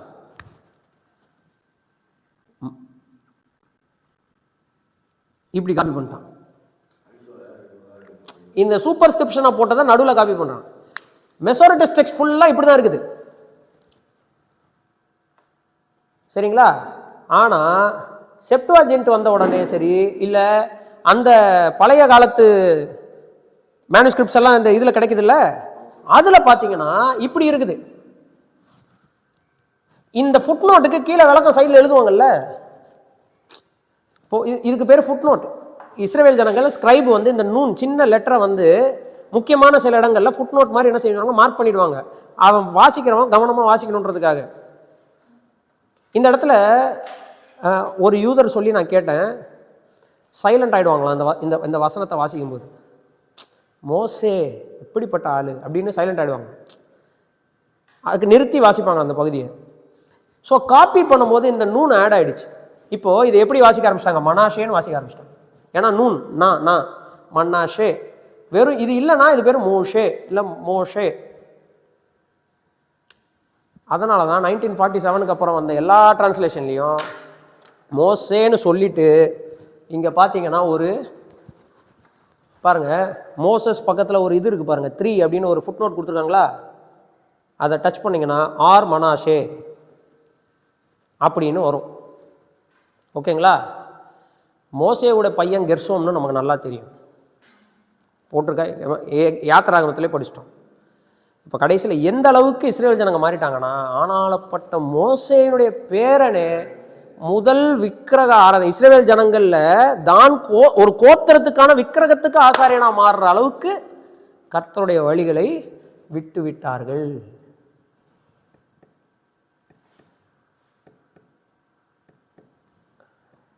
இது எவ்வளோ பயத்துக்குரிய விஷயம் தெரியுமா? அது நம்பர்ஸ் படிக்கும் பொழுது மோசையால் கானான் தேசத்துக்குள்ளே போக முடியலன்னு எப்படி நான் நின்னனோ, இந்த பகுதியை வாசிக்கும் போது நின்றுட்டேன். ஏன்னா இது எல்லாமே எனக்கு ஒரு எச்சரிப்பாக இருக்குது. அதனால தான் 1 கொரிந்தியர் 10 அப்போஸ்தலனாகிய பவுல் சொல்லும்போது சொல்றாரு, இவைகள் எல்லாம் நமக்கு திருஷ்டாந்தங்களாக இருக்கும்படி எழுதப்பட்டிருக்கு. அவங்க லைஃப்பை பற்றி இனிமேல் பேசி ஒரு பிரயோஜனம் இல்லை, அவங்க லைஃப் முடிஞ்சு போச்சு. இப்போது இது எதுக்கு எழுதப்பட்டிருக்கு? நமக்கு எக்ஸாம்பிளாக. அடுத்த லைனில் போடுறாரு பவுல், ஆதலால் நிற்கிறேன் என்று எண்ணுகிறவன் விழாதபடிக்கு எச்சரிக்கையாக இருக்க கடவன். இப்போ இதெல்லாம் வாசிக்கும்போது மோசே வந்து கெர்சோம் ஒழுங்காக சொல்லி கொடுத்துருந்தான்னா அப்படின்னு போகக்கூடாது. மோசே வந்து ஒட்டுமொத்த இஸ்ரேல் ஜனங்களுக்கு சொல்லி கொடுத்தான், ஒழுங்காக தான் சொல்லி கொடுத்தான். இது எனக்கான ஆப்பர்ச்சுனிட்டி. நான் எப்படி என் குழந்தைய வளர்க்குறேன், நான் எப்படி என் சபையை வளர்க்குறேன், நான் எப்படி என் ஊழியத்தில் இருக்கிறேன், இது ரொம்ப ரொம்ப இம்பார்ட்டண்ட் இல்லைங்களா? சரிங்களா? ஸோ அதனால் இந்த அளவுக்கு இஸ்ரேல் ஜனங்களுடைய வாழ்க்கை ஆனது. இது வந்து 17th சாப்டர் 18th சாப்டரில் பார்க்குறோம். சோஷியல் குழப், சமூகத்தில் ஒரு சீர்கேடு நடக்கிறது 19வது அதிகாரத்துலேருந்து 21வது அதிகாரம் வரைக்கும். அது என்னன்னா, ஒரு லேவியன் தன்னுடைய மறுமனை ஆட்டியை, அதுவே தப்பு, அதை எடுத்து கூட்டிட்டு அவனுடைய மாமனார் வீட்டுக்கு போவான். ரிட்டர்ன் வரும்போது என்ன ஆச்சுன்னு உங்களுக்கு தெரியும். பென்யமீன் கோத்திரத்தார் வீட்டுக்கு வரும்போது எல்லாரும் சேர்ந்து, ஊரே சேர்ந்து அந்த ஒரு பெண்ணை சீரழிப்பார்கள். இதை போஸ்ட்மார்ட்டமாக அவங்க துண்டா வெட்டி 12 கோத்திரத்துக்கு அனுப்புவான். அந்த உடலை பார்த்தவொடனே இந்த அளவுக்கு சீரழித்தவனை சும்மா விடக்கூடாதுன்னு சொல்லிட்டு பென்யமீன் கோத்திரத்தை அழிக்கிறதுக்கு சபதம் எடுப்பார்கள். கடைசியில் பென்யமீன் கோத்திரத்தில் எல்லாரையும் சாவடிச்சிருவாங்க. கொஞ்சம் வாலிபர்கள் மிஞ்சுவாங்க. அவங்களுக்கு கல்யாணம் பண்ணுறதுக்கு பென்யமீன் கோத்திரத்தில் பெண்கள் இருக்காது. கடைசியில் அதற்கு ஒரு வழிவகையை செய்து கேவலமான ஒரு முறையில் போகிற வர பெண்களை பார்க்குறவனெல்லாம் பிடிச்சி எடுத்துக்கோன்ற லெவலுக்கு சோஷியல் கொலாப்ஸ் ஆகிடும் இஸ்ரேல் ஜனங்களுடைய கூட்டம். அதாவது இது லிட்ரலி மற்ற ஜனங்கள் என்ன செஞ்சாங்களோ அதெல்லாம் இஸ்ரேல் ஜனங்கள் செஞ்சு சீரழிந்து போன நிலைமை. இப்போ நம்ம வந்து let's come back to the last சாப்டருக்கு நம்ம வரோம் அப்படின்னு சொன்னால், ஜட்ஜஸ் லாஸ்ட் சாப்டருக்கு வாங்க.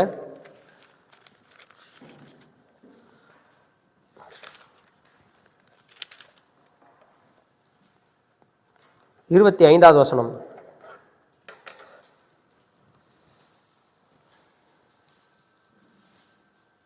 கடைசி வசனம் எப்படி முடியுது பாருங்க. நியாயாதிபதிகள், இஸ்ரவேலில் ராஜா இல்லை, அவனவன் தன் பார்வைக்கு சரி போனதுபடி செய்தான். இப்போ சொல்லுங்க, நகோமியும் எலிமெலேக்கும் மோவாவுக்கு போனது கரெக்டாக பரவாயில்லையா தப்பு? ஓகேவா? இப்படிப்பட்ட சூழ்நிலையில் ஒருத்தன் இஸ்ரவேலில் வாழ்வானா? நல்லா இருக்கும்போதே இப்படி பண்ணுறீங்களேடா. பஞ்ச காலத்தில் என்னென்னலாம் பண்ணுவீங்க? நம்ம ஆனால் உட்காந்து யாரை பற்றி குறை சொல்லிட்டு இருப்போம்?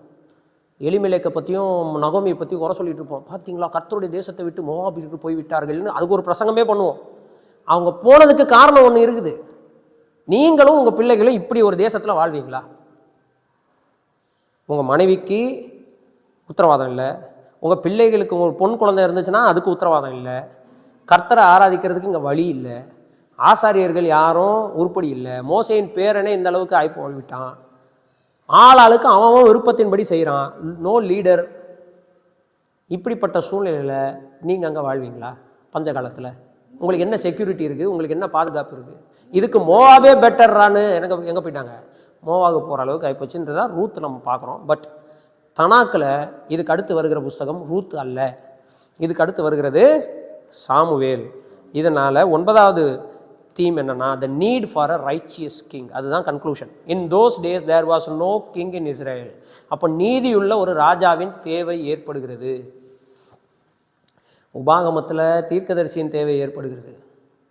யோசுவாவின் புஸ்தகத்துக்கு பிறகு ஒரு நியாயாதிபதியின் தேவை ஏற்படுகிறது.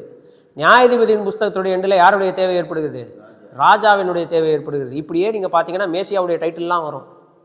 சர்ப்பத்தை கொள்ளுகிறவருடைய தேவையில் ஆரம்பித்து, தீர்க்கதரிசியின் தேவையில் ஆரம்பித்து, நியாயாதிபதியுடைய தேவையை ஆரம்பித்து, இப்போ ராஜாவினுடைய தேவையில் வந்து நிற்கிது. இது எல்லாமுமாக ஒரே ஒருவர் இருக்க போகிறார். யார்? மேசியா. ஸோ பைபிள் அந்த தீம் வந்து அப்படியே பில்ட் ஆகிட்டே வரும். இந்த இந்த இந்த பகுதியில் நம்ம வாசிக்கும்போது இப்போ இவங்களுக்கு ஒரு ராஜா இருந்தால் நல்லாயிருக்கும் அப்படின்ற ஒரு மென்டாலிட்டியில் வரும்பொழுது தான் 1 சாமுவேல் ஆரம்பிக்கிறது.